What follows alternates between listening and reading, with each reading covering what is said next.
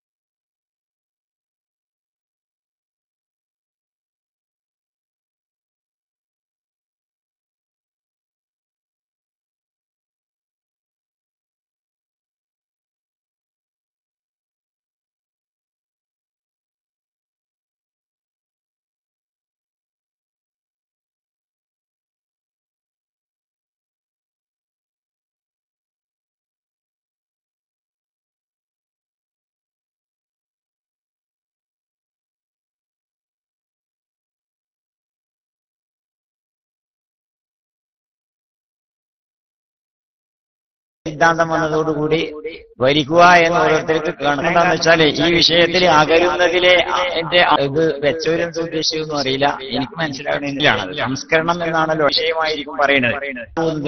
റോഡാകെ നേരത്തെ റോഡാകെ നിൽക്കണേ അപ്പൊ തന്നെ നേരെ നന്നാക്കിക്കൊണ്ടിരിക്കും. വാഹനങ്ങൾക്ക് പോകാൻ വലിയ ബുദ്ധിമുട്ട്.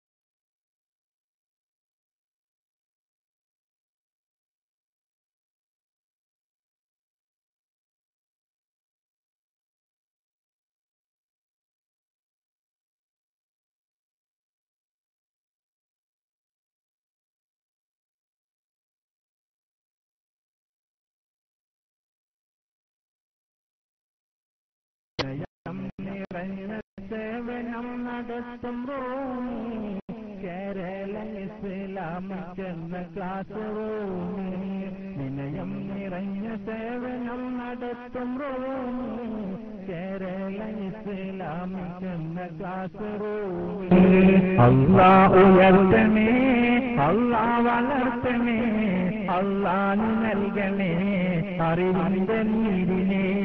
അല്ലാഹ് ഉയർത്തണേ, അല്ലാഹ് വളർത്തണേ, അല്ലാഹ് നൽകണേ അറിവിന്റെ നീരിനെ. ആദിയിൽ ബിസ്മി ഹംദും സലാത്തും സലാമുമേ ആദരവോടെ ചൊല്ലിയിതാ ഞങ്ങൾ പാടുന്നേ. ആലമിലാകെ പ്രോജ്വലിക്കും ക്ലാസ് റൂമിലെ ആദരരായ ശ്രോതാക്കൾക്കും സലാമോതുന്നേ.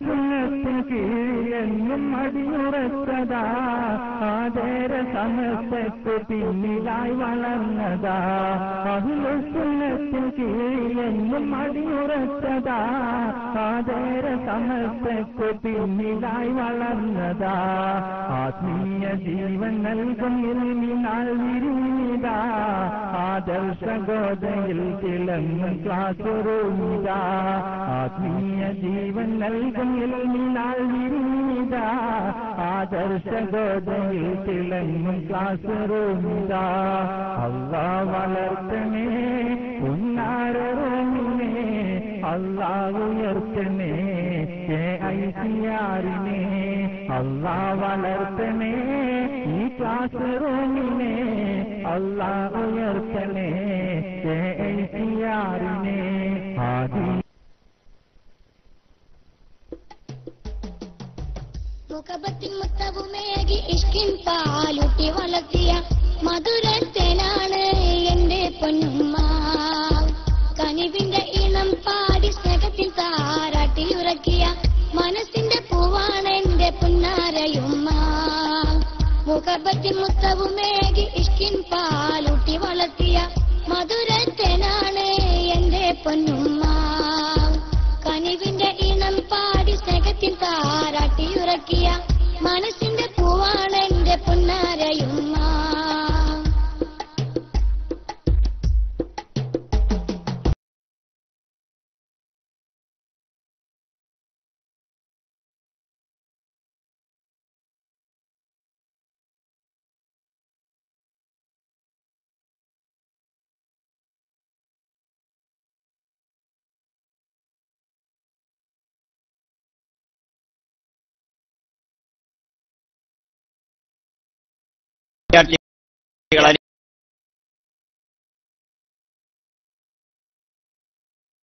പഠിച്ചു പോയവരാണ്. അപ്പൊ അവരവരുടെ ജീവിതത്തെ സ്വയം സംസ്കരിക്കുക എന്നുള്ളത് വിദ്യ പോരാതെ ജീവിതത്തിലേക്ക് വരുത്താൻ വേണ്ടിയിട്ട് ശ്രമിക്കണമല്ലോ. അവിടെയാണ് പലപ്പോഴും സംഭവിക്കുന്ന തകരാറ്. അതുകൊണ്ട് തന്നെ സമൂഹം നന്നാവാത്തത്. നന്നാക്കണവര് നന്നായിട്ടില്ലേ സമൂഹം നന്നാവില്ല. നോക്കുകയാണെങ്കിൽ പെണ്ണുങ്ങളൊക്കെ അലക്കണേന്റെ മുമ്പ് കയ്യൊന്ന് വെടുപ്പാക്കും, കയ്യൊക്കെ സോപ്പ് വെച്ച് കാണുന്ന വെടുപ്പാക്കും. എന്താ അലക്കണേന്റെ മുമ്പ് വസ്ത്രം അലക്കണേന്റെ മുമ്പ് കൈ വെടിപ്പാവണം. അപ്പൊ ഏതുകൊണ്ടാണ് വെടിപ്പാക്കണെന്ന് വെച്ചാൽ അതാദ്യം വെടിപ്പാകണം. അതിനു വേണ്ടിയിട്ടാണ് അലക്കണേന് മുമ്പ് കൈയൊക്കെ വൃത്തിയാക്കിയിട്ട് ആ വൃത്തിയുള്ള കൈ കൊണ്ടാ അലക്കുക. പാത്രം മൂറുമ്പോഴടക്കം കൈ വൃത്തിയാക്കിയിട്ട് ആ വൃത്തിയുള്ള കൈ കൊണ്ടാ പാത്രം മൂറുക.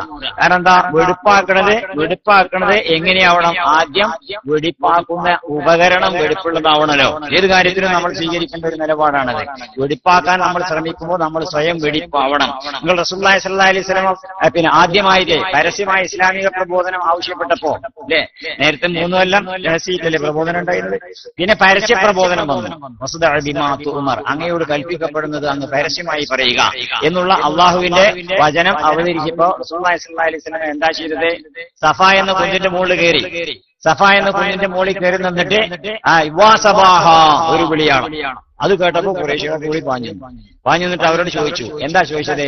ലൗ അന്ന ഖൈലൻ ബിസഫിഹി ഹാദൽ ജബൽ, അല്ലെ ഈ മരന്റെ അപ്പുറത്ത് നിന്ന് തുരീദു അൻ തുഗീറ അലൈക്കും, ഈ മരന്റെ അപ്പുറത്ത് നിന്ന് ഒരു സൈന്യം നിങ്ങളെ ആക്രമിക്കാൻ വരുന്നുണ്ട് എന്ന് ഞാൻ നിങ്ങളോട് പറഞ്ഞാൽ നിങ്ങൾ വിശ്വസിക്കുമോ എന്ന് ചോദിച്ചു. അപ്പൊ എന്താ ഈ ചോദ്യം ചോദിച്ചത്? എന്തിനാ? ഞാൻ നിങ്ങളോട് പറഞ്ഞാൽ നിങ്ങൾ വിശ്വസിക്കുമോ എന്ന് ചോദ്യം ചോദിച്ചത് എന്തിനു വേണ്ടിയിട്ടാ? അപ്പൊ എല്ലാരും പറഞ്ഞു അൻതൽ അസ്സാദിഖുൽ അമീൻ, വിശ്വസിക്കാതിരിക്കണ എന്തിനാ? ഞങ്ങളെല്ലാവരും അങ്ങ് പറഞ്ഞാൽ വിശ്വസിക്കും. കാരണം ഞങ്ങളോട് കള്ളം പറഞ്ഞ ചരിത്രമില്ല, ജീവിതത്തിൽ ഒരിക്കലും അസത്യം പറഞ്ഞ ചരിത്രമില്ല. അങ്ങയുടെ വ്യക്തിത്വത്തിന്, അപ്പൊ റസൂലുള്ളാഹിന്റെ വ്യക്തിത്വത്തിന്റെ സ്വീകാര്യത തന്റെ അഭിസംബോധിതരെ കൊണ്ട് സമ്മതിപ്പിക്കുക ചെയ്യണത്. ഞാൻ പറയാൻ പോണ കാര്യങ്ങൾ വിശ്വസിക്കുമോ എന്ന് ചോദിക്കുമ്പോ അതിന്റെ അർത്ഥം എന്താണ്? ഞാൻ നിങ്ങളുടെ മുമ്പിൽ സ്വീകാര്യനാണോ വിശ്വസ്തനാണോ എന്നാ. അപ്പൊ റസൂലുള്ളാഹി സ്വല്ലല്ലാഹി അലൈഹി വസല്ലമയുടെ സ്വീകാര്യത, അവിടുത്തെ വിശ്വസ്തത, അവിടുത്തെ സത്യസന്ധത തന്റെ അഭിസംബോധിതരെ കൊണ്ട് സമ്മതിപ്പിക്കുകയാണ് ആദ്യം ചെയ്തത്. അതിനുശേഷമാണ് പറഞ്ഞത്. അപ്പോ പിന്നെ ഈ മലയുടെ അപ്പുറത്ത് നിന്ന് ഒരു സൈന്യം നിങ്ങൾ ആക്രമിക്കാൻ വരുന്നുണ്ട് എന്ന് പറഞ്ഞാൽ നിങ്ങൾ വിശ്വസിക്കുമെന്ന് ചോദിച്ചതിന്റെ അർത്ഥം എന്താണ്? അത് പിന്നെ അന്നത്തെ സാഹചര്യത്തിൽ, അന്നത്തെ രാഷ്ട്രീയ സാമൂഹിക സാഹചര്യത്തിൽ വെച്ച് നോക്കുകയാണെങ്കിൽ അറബ് രാജ്യത്തെ ഒരു സാമ്രാജ്യം ആക്രമിക്കാനുള്ള ഒരു സാധ്യതയില്ല, അതിനൊരു അവസരമില്ല. എന്നിട്ടും വിശ്വസിക്കുന്ന അവർ പറഞ്ഞത്. പ്രത്യക്ഷത്തിൽ ഒരു സാധ്യതയുമില്ല, എന്നിട്ടും വിശ്വസിക്കുന്ന പറഞ്ഞത്. അപ്പൊ എന്താ കാരണം? റസൂലുള്ളാഹി സ്വല്ലല്ലാഹി അലൈഹി വസല്ലം അത്ര സ്വീകാര്യനും വിശ്വസ്തനാണ് അവരുടെ ഇടയിൽ. അപ്പൊ പറയുന്ന ആൾ ആദ്യം വിശ്വസ്തനും സ്വീകാര്യനാവുക എന്നുള്ളതാണ്. ഇല്ലെങ്കിൽ എന്തായി സിനീസം, സാഹിത്യത്തിലുള്ള സിനിക്ക് എന്ന് പറഞ്ഞൊരു സിദ്ധാന്തമുണ്ട്. സിനീസം എന്ന് പറഞ്ഞാൽ എന്താ വെച്ചാൽ ഈ ലോകം നേരെയാവില്ല, ഒരു തരത്തിലുള്ള നിരാശായുടെ അടിസ്ഥാനത്തിലുള്ള ഒരു വാദമാണ്. ലോകം നേരെയാവില്ല, നമ്മൾ നന്നാക്കാൻ ശ്രമിച്ചിട്ട് കാര്യമില്ല. അപ്പോ എന്താ ലോകം നേരെയാവില്ല? നേരെയാവുന്നില്ല, നിങ്ങൾ വെറുതെ പ്രസംഗിച്ചൊരു കാര്യമൊന്നുമില്ല എന്നൊക്കെ പറയണേ. അപ്പൊ ഇതിൽ ഒരു കവിയുണ്ട്, അദ്ദേഹം ഒരു കവിത എഴുതി, കൃഷ്ണനമ്മാവൻ എന്നൊരു കവിത.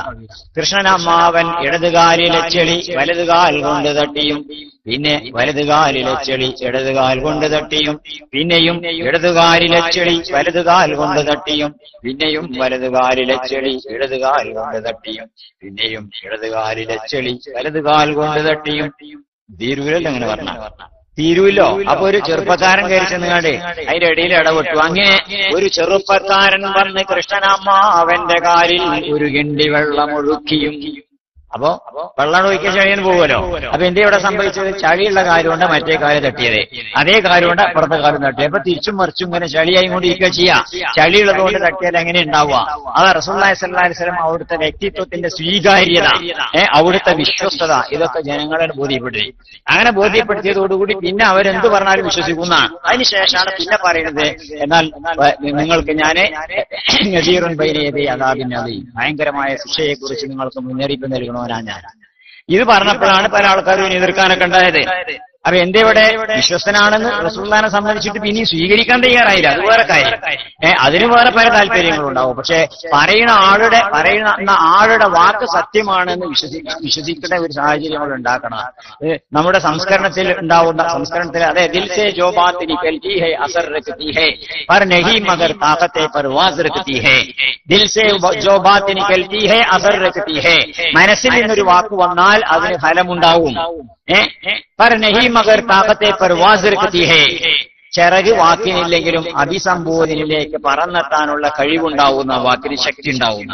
അപ്പം പറയുന്ന ആളുടെ മനസ്സിൽ നിന്ന് യഥാർത്ഥ രീതിയിലുള്ള വാക്കുകൾ വന്നാൽ നോക്കി, ഇവിടെ മറവ് ചെയ്യപ്പെട്ട ഫാത്തിമ ബീവി അവരുടെയൊക്കെ, അതുപോലെ തന്നെ ഈ പ്രദേശത്ത് ധാരാളമായിട്ട് ഇസ്ലാമിക പ്രബോധനമൊക്കെ നടത്തിയിട്ട് ഇസ്ലാമിലേക്ക് ആളുകൾ ആകർഷിക്കുന്നതൊക്കെ പിന്നിലുള്ളതാ. അപ്പോ ഇവർ ഇസ്ലാമിലേക്ക് വന്നത് എങ്ങനെ? വീരാനൗലിയ പാപ്പ മുഖേന. നിങ്ങൾക്ക് അറിയുന്ന ചരിത്രമുണ്ട്, ഞാൻ പറയുന്നില്ല. വീരാനൗലിയ പാപ്പ മുഖേന ഇസ്ലാമിൽ വീരാനൗലിയ പാപ്പ ഭയങ്കര പ്രസംഗകനായിരുന്നു. ഔലിയ പാപ്പ ഭയങ്കര പ്രസംഗകനായിരുന്നു. വീരാനൗലിയ പാപ്പ വലിയ വയല് പറഞ്ഞ ഒരുപാട് മണിക്കൂറുകളോളം നിന്നിട്ട് ഇങ്ങനെ വയല് പറയുന്ന ആളായിരുന്നു. ഒന്നുമല്ലല്ലോ.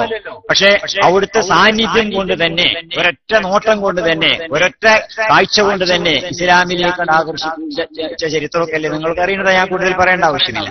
അപ്പൊ ഇതെന്താ വെച്ചാൽ ഔലിയ പാപ്പാക്ക് ഉണ്ടായിരുന്ന പ്രത്യേകത എന്താ?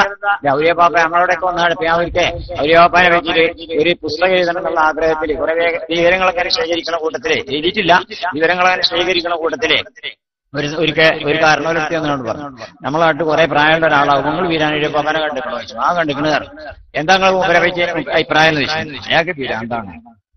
അയാൾക്ക് പിരാന്താണ്.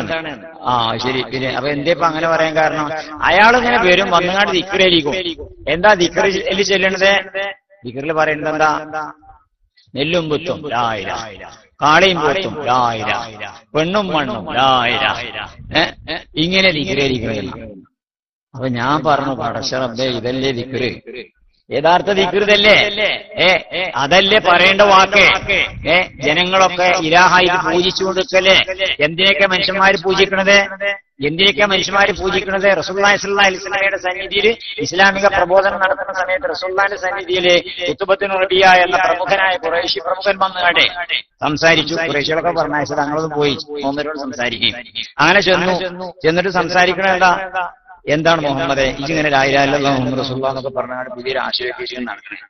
എന്താ എന്റെ പൂതി? എന്താ എന്റെ വിചാരം? മനസ്സിലെന്താ മോഹം? ഈ അറേബ്യയുടെ രാജാവാകാൻ ആഗ്രഹം? അങ്ങനെയുള്ള മനുഷ്യന്മാർ അങ്ങനെയുള്ള ചിന്തിക്കുക. ഈ നാടിന്റെ ഒരാളിങ്ങനെ പ്രവർത്തിക്കേണ്ട ഓനിവിടെ പ്രധാനമന്ത്രിയാകണമെന്നതിന് പിന്നെ ആരോഗ്യമല്ലോ. അപ്പോ പിന്നെ ഈ അറബ് രാജ്യത്തിന്റെ ഭരണാധികാരിയാവണമെന്നാണോ ആഗ്രഹം? എങ്കിൽ നുമല്ലികുക, അന്നെ ഞങ്ങൾ രാജാവാടാക്കി തരാം. ഇനി അതല്ല, രണ്ടാമത്തെ ആവശ്യം, എനിക്ക് ഇവിടെ പണക്കാരനാകണം ആഗ്രഹിക്കുന്നത്, ഞങ്ങളൊക്കെ പാടെ കൂടി അറേബ്യയിലെ ഏറ്റവും വലിയ മുതലാളിയാക്കി തരാം. ഇനി അതല്ല, ഇവിടുത്തെ സുന്ദരിയായ ഒരു പെണ്ണിനെ കെട്ടണ ആഗ്രഹം, എന്നാ ഞങ്ങളെ എല്ലാവരും കൂടെ കൂടി കല്യാണം കഴിച്ചു തരാം. ഇനി അതുമല്ല എനിക്ക് വല്ല പിരാന്തും ഉണ്ടോ, അങ്ങനെ വല്ലതും ഉണ്ടോ, എന്നാൽ ഞങ്ങൾ ചികിത്സിക്കുകയും ചെയ്തോളാം.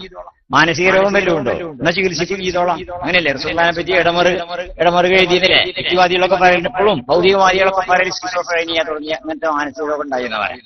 ഈ സ്കിസോഫ്രീനിയ എന്ന് പറഞ്ഞ മാനസിക രോഗം ഉണ്ടായി.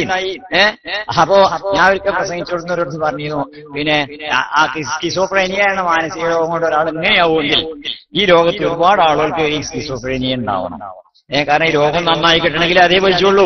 റസൂലുള്ളാഹി സ്വല്ലല്ലാഹു അലൈഹി വസല്ലം ഒരാൾക്ക് സ്കിസോഫ്രീനിയ ഉണ്ടായിട്ട് അത്ര വലിയൊരു സൊസൈറ്റിയെ ലോകത്തെ മൈക്കിൾ ഹാർട്ട് കേട്ടിട്ടുണ്ടാവും. മൈക്കിൾ ഹാർട്ട് അദ്ദേഹത്തിന്റെ പുസ്തകത്തിൽ ദി 100 എന്നുള്ള പുസ്തകം എഴുതിയില്ലേ? ദി 100 എന്നുള്ള പുസ്തകത്തില് അദ്ദേഹം 100 വ്യക്തികളെ സംബന്ധിച്ച് ലോകത്ത് ചരിത്രത്തിൽ സ്വാധീനം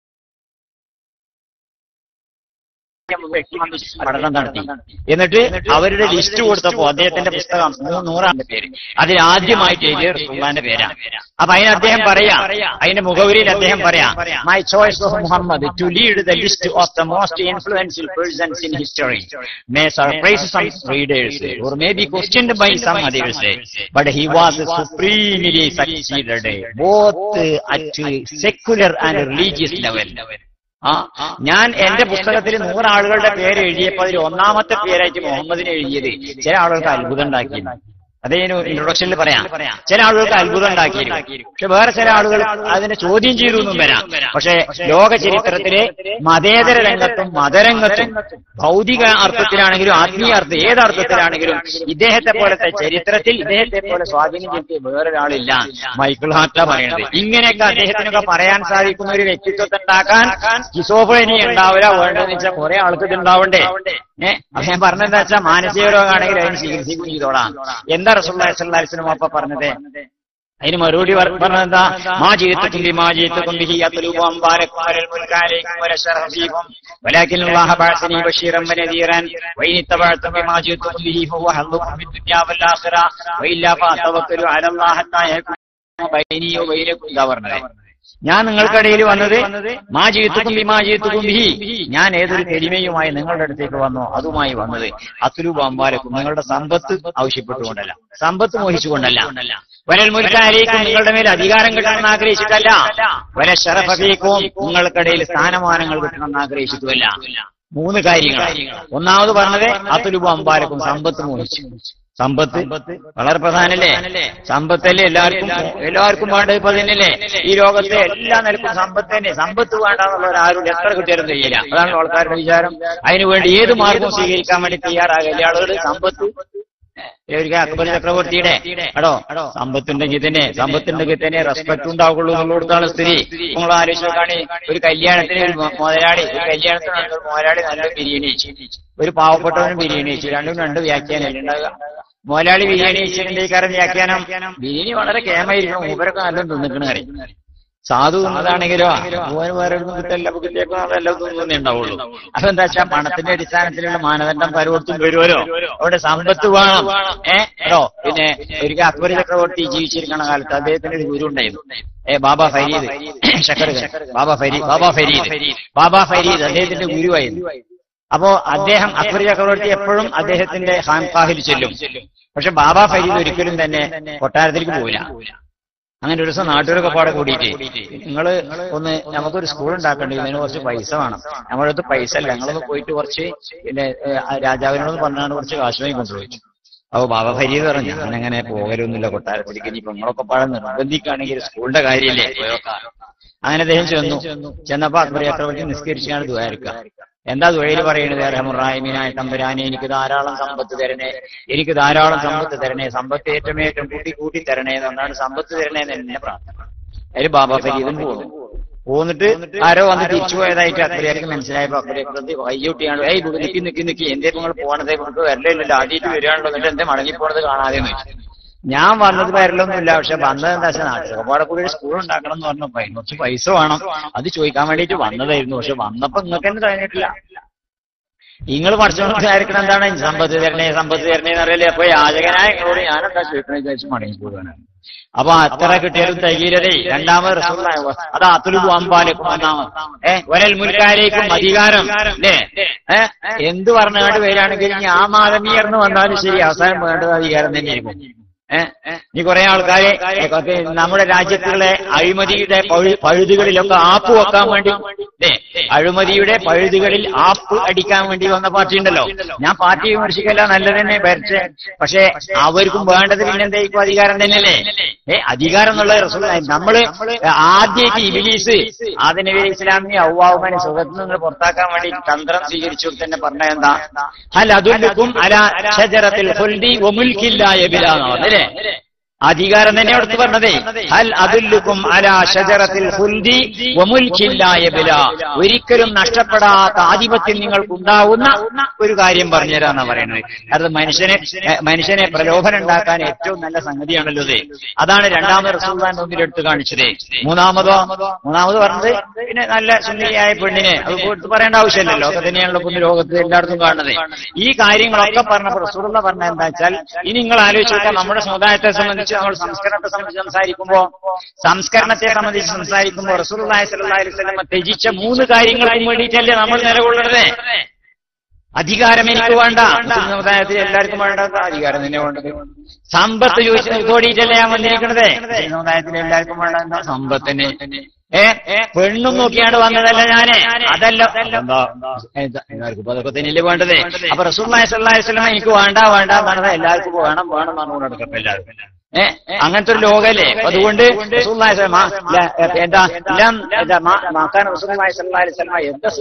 ഒന്നും റസൂലുള്ളാഹി സ്വല്ലല്ലാഹു അലൈഹി വസല്ലം ശേഖരിച്ചിട്ടില്ല. ഒന്നും ശേഖരിച്ചിട്ടില്ല. ഇത് ശേഖരിക്കണ്ടെന്നോ സമ്പത്ത് സ്വരൂപിക്കണ്ടെന്നോ നമുക്ക് ഡെപ്പോസിറ്റ് ബാങ്കിലൊന്നും തീരെ വേണ്ടാന്നോ അല്ല ഈ പറയുന്നത്. പക്ഷെ എന്താ വെച്ചാൽ സമ്പത്തിന് നേരെയുള്ള ആ അപ്രോച്ച് ഉണ്ടല്ലോ, ആ അപ്രോച്ച് അപ്പൊ എത്രത്തോളം എന്ന് വെച്ചാൽ നമ്മുടെ സമുദായത്തിൽ എന്ന് മാത്രമല്ല ഇന്നത്തെ കാലഘട്ടത്തിൽ എല്ലാവരും ഈ ഭൗതികതയാണ് സ്വാധീനിച്ചിരിക്കുന്നത്. ഭൗതികതയെ സ്വാധീനിച്ചിരിക്കുന്നത് നിങ്ങൾ നോക്കി. മോഡേൺ എഡ്യൂക്കേഷൻ ഇവിടെ ഈ സ്ഥാപനത്തിൽ കുട്ടികളുണ്ട്, പഠിക്കാൻ വന്നിരിക്കുന്നു. പക്ഷെ നമ്മുടെ ചുറ്റുവട്ടത്തൊക്കെ നോക്കി പരിസരങ്ങളിലൊക്കെ തന്നെ സംഭവിച്ചുകൊണ്ടിരിക്കുന്നത് എന്താ? മുസ്ലിം സമുദായത്തിന്റെ മക്കളെ കുട്ടികളെ സ്കൂളിലേക്ക് പറഞ്ഞയക്കാനുള്ള താല്പര്യം മദർസയ്ക്ക് പറഞ്ഞയക്കണ്ടാവുമല്ലോ. എല്ലാവരും റസൂലുള്ളാഹി സ്വല്ലല്ലാഹു അലൈഹി വസല്ലമയോട് സ്നേഹമുണ്ട്, നമ്മള് ഇതിനേക്കാണ് ഉമ്മാനേക്കാണ് വാപ്പാനേക്കാണ് ഒക്കെ സ്നേഹിക്കേണ്ടത് എന്നൊക്കെ പറഞ്ഞ മൗലിദൊക്കെ കഴിക്കുകയൊക്കെ ചെയ്യും, ചോറ് ഇറച്ചിയൊക്കെ നമ്മൾ വിതരണം ചെയ്യും. പക്ഷെ കാര്യത്തിനെത്തുമ്പോഴോ കാര്യത്തിനെത്തുമ്പോൾ ആലോചിച്ചു കാണി കുട്ടികളെ മദർസയ്ക്ക് പറഞ്ഞയക്കാൻ ഈ രക്ഷിതാക്കൾ തയ്യാറാവുന്നുണ്ടോ? ഐൻസ്റ്റീൻ പഠിപ്പിച്ചത് പഠിപ്പിക്കാൻ പറഞ്ഞേക്കും, ന്യൂട്ടൺ പഠിപ്പിച്ചത് പഠിപ്പിക്കാൻ പറഞ്ഞേക്കും, ബാബേജി പിന്നെ കണ്ടുപിടിച്ചത് പഠിപ്പിക്കാൻ പറഞ്ഞേക്കും. പക്ഷെ റസൂലുള്ള പറഞ്ഞത് പഠിപ്പിക്കാൻ എത്ര ആൾ പറഞ്ഞേക്കുന്നുണ്ട്? അവിടെയല്ലേ നമ്മൾ ചിന്തിക്കേണ്ടത്? മുസ്ലിം സമുദായത്തിന്റെ ഇടയിലുള്ള സ്ഥിതി അതാ. മോഡേൺ എഡ്യൂക്കേഷൻ എല്ലാവർക്കും വേണ്ടത്. എന്താ മോഡേൺ എഡ്യൂക്കേഷൻ എന്ന് പറഞ്ഞാല്? ഇവിടെ ബ്രിട്ടീഷുകാർ വരുന്നതിന്റെ മുമ്പ് മനുഷ്യന്റെ ആത്മാവിനെ അടിസ്ഥാനപ്പെടുത്തിക്കൊണ്ടുള്ള വിദ്യാഭ്യാസം ഉണ്ടായിരുന്നത്. ആത്മാവിനെ അടിസ്ഥാനപ്പെടുത്തിക്കൊണ്ടുള്ള വിദ്യാഭ്യാസം, മനുഷ്യാത്മാവിന്റെ അനശ്വരതയെ അടിസ്ഥാനപ്പെടുത്തിയിട്ടുള്ള വിദ്യാഭ്യാസം ഉണ്ടായിരുന്നത് ബ്രിട്ടീഷുകാർ വന്നതോടുകൂടിയ മോഡേൺ എഡ്യൂക്കേഷൻ ഇവിടെ നമുക്ക് തന്നത്. മോഡേൺ എഡ്യൂക്കേഷൻ എന്ന് പറഞ്ഞാൽ എന്താ? മോഡേൺ എഡ്യൂക്കേഷൻ എന്ന് പറഞ്ഞാൽ സയൻസിനെ അടിസ്ഥാനപ്പെടുത്തിക്കൊണ്ടുള്ള വിദ്യാഭ്യാസമാണ്. വിദ്യാഭ്യാസത്തിന്റെ അടിസ്ഥാനം സയൻസ് ആകുക, അത് തെറ്റാ. വിദ്യാഭ്യാസത്തിന്റെ അടിസ്ഥാനം സയൻസ് ആകാം. സയൻസ് വേണ്ടെന്നല്ല പറയുന്നത്, വേണം. എല്ലാ വിവരവും ഇസ്ലാം ദീനിന്റെ ഒരു വിവരം നമുക്ക് പരിചയമല്ല, വേണ്ടാത്ത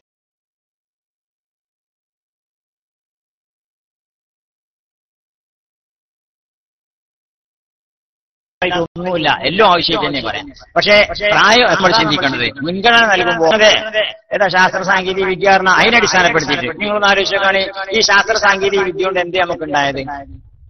നേട്ടമുണ്ടായിട്ടില്ല എന്ന് ഞാൻ പറയില്ല, ഭരണങ്ങൾ വിശ്വസിക്കൂല.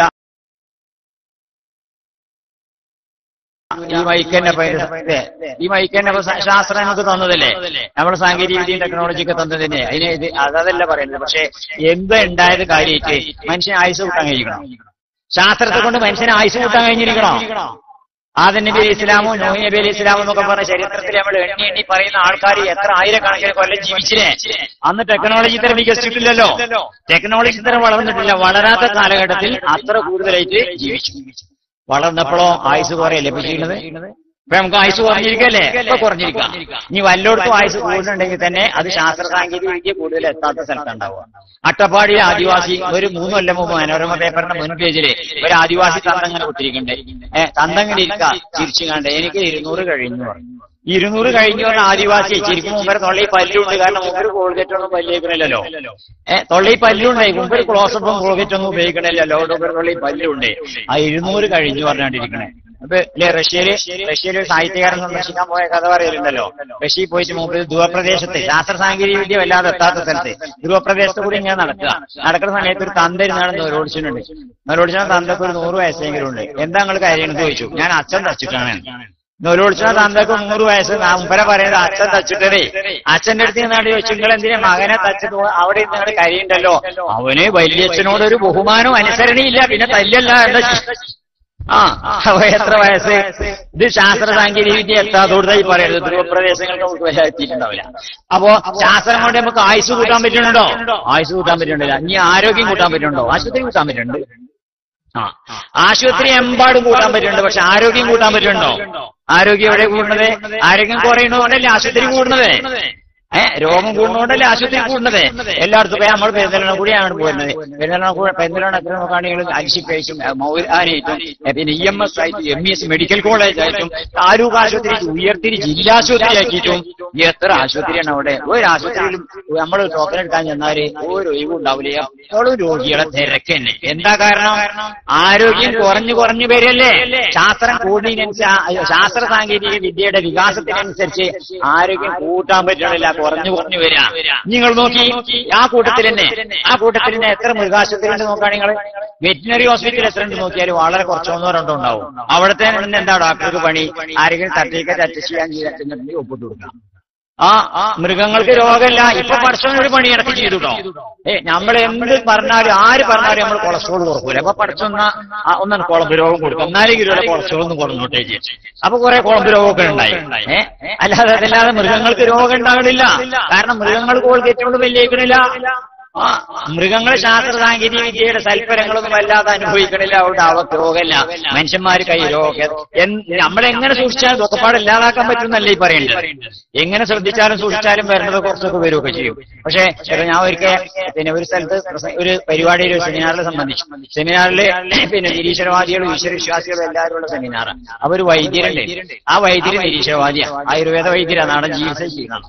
അവ മൂപ്പര് പറഞ്ഞു, നിങ്ങൾ എത്ര കാലമായി മതവിശ്വാസത്തിന് ഈ മതപ്രബോധകന്മാർ ഇങ്ങനെ പ്രസംഗിച്ച് നടക്കാൻ തുടങ്ങിയിട്ട് എത്ര കാലമായി പ്രസംഗിക്കാൻ തുടങ്ങിയിട്ട് വയതും പ്രസംഗവും ഒക്കെ കൂടി വരുന്നതിനനുസരിച്ച് നമ്മുടെ നാട്ടിൽ തിന്മയും കൂടി വരില്ലെങ്കിൽ ഏർപ്പാടൊക്കെ നിർത്തിക്കൂടെ. പിന്നെ ഞാനാ പ്രസംഗിച്ചത്. ഞാൻ പറഞ്ഞു, നിങ്ങൾ കുറെ കാലമല്ലോ അരിഷ്ടവും കുടിയും കഷായമൊക്കെ ചിരിക്കാൻ തുടങ്ങിയിട്ട് ഒരു രോഗം ഇല്ലാതാവാത്തത് അതും കൂടി വരില്ലേ, എങ്ങൾക്കും ഏർപ്പാട് നിർത്തിക്കൂടെ. അതെന്താ ഇത് ഇല്ലാതാക്കാൻ പറ്റൂല. അത് ഈ ലോകത്തിന്റെ ഘടനയിൽ പെട്ടതല്ല. ഇവിടെ ഇല്ലാതാക്കാൻ. ഞാൻ പറഞ്ഞത് കുറയുന്നുണ്ടോ എന്നാ പറഞ്ഞത്. അപ്പൊ ശാസ്ത്ര സാങ്കേതിക വിദ്യ കൊണ്ട് എന്ത് സംഭവിക്കുന്നു? നമ്മളുടെ ആരോഗ്യം കൂടുന്നില്ല, നമ്മളുടെ നമുക്ക് ആയുസ് കൂടുന്നില്ല. അതുകൊണ്ട് അതല്ല പ്രധാനം എന്നാ പറഞ്ഞതിന്റെ അർത്ഥം. അപ്പൊ പ്രധാനപ്പെട്ടത് അതല്ലായാലും അപ്പുറത്ത് വേറെ ചില സംഗതികൾ നമ്മൾ ചിന്തിക്കണം. അതിനു വേണ്ടിയിട്ട് ശാസ്ത്ര സാങ്കേതിക വിദ്യയുടെ ബലഹീനത, അതിന്റെ അപര്യാപ്തി, അതിന്റെ ദൗർബല്യം അതും മനസ്സിലാക്കണം. അല്ലേ?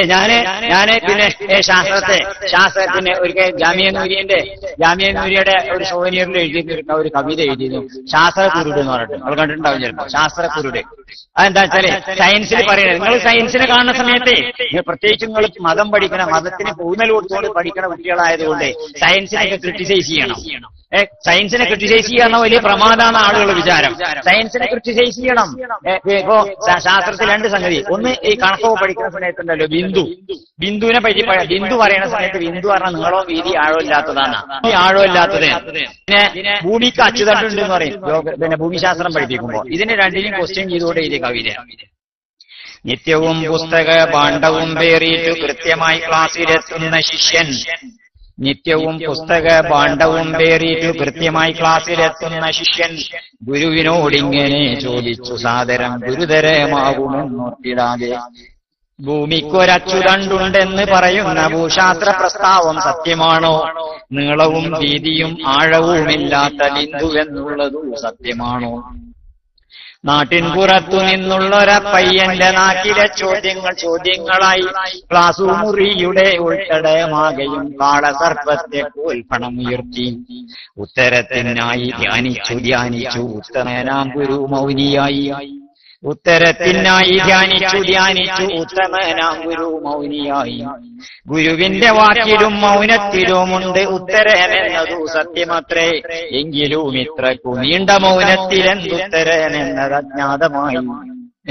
അപ്പോ ഗുരുവിനോട് ചോദിക്കുക കുട്ടികളത് ശരിയാണോ എന്ന് ചോദിക്കുകയാണേ. എന്നിട്ട് അവസാനം കാരണം ഗുരു എപ്പോഴും ഇങ്ങനെ പറഞ്ഞുകൊണ്ടിരിക്കും, സങ്കല്പമല്ലയോ ദൈവവും ആത്മാവും സങ്കല്പം വിശ്വസിക്കല്ലേ നിങ്ങൾ, ശാസ്ത്രമേ വിശ്വസിച്ച് ശാസ്ത്രമേ സത്യത്തെ ശാസ്ത്രമേ കാട്ടിത്തരുന്നുള്ളൂ. അതാ ഉപരവാദം.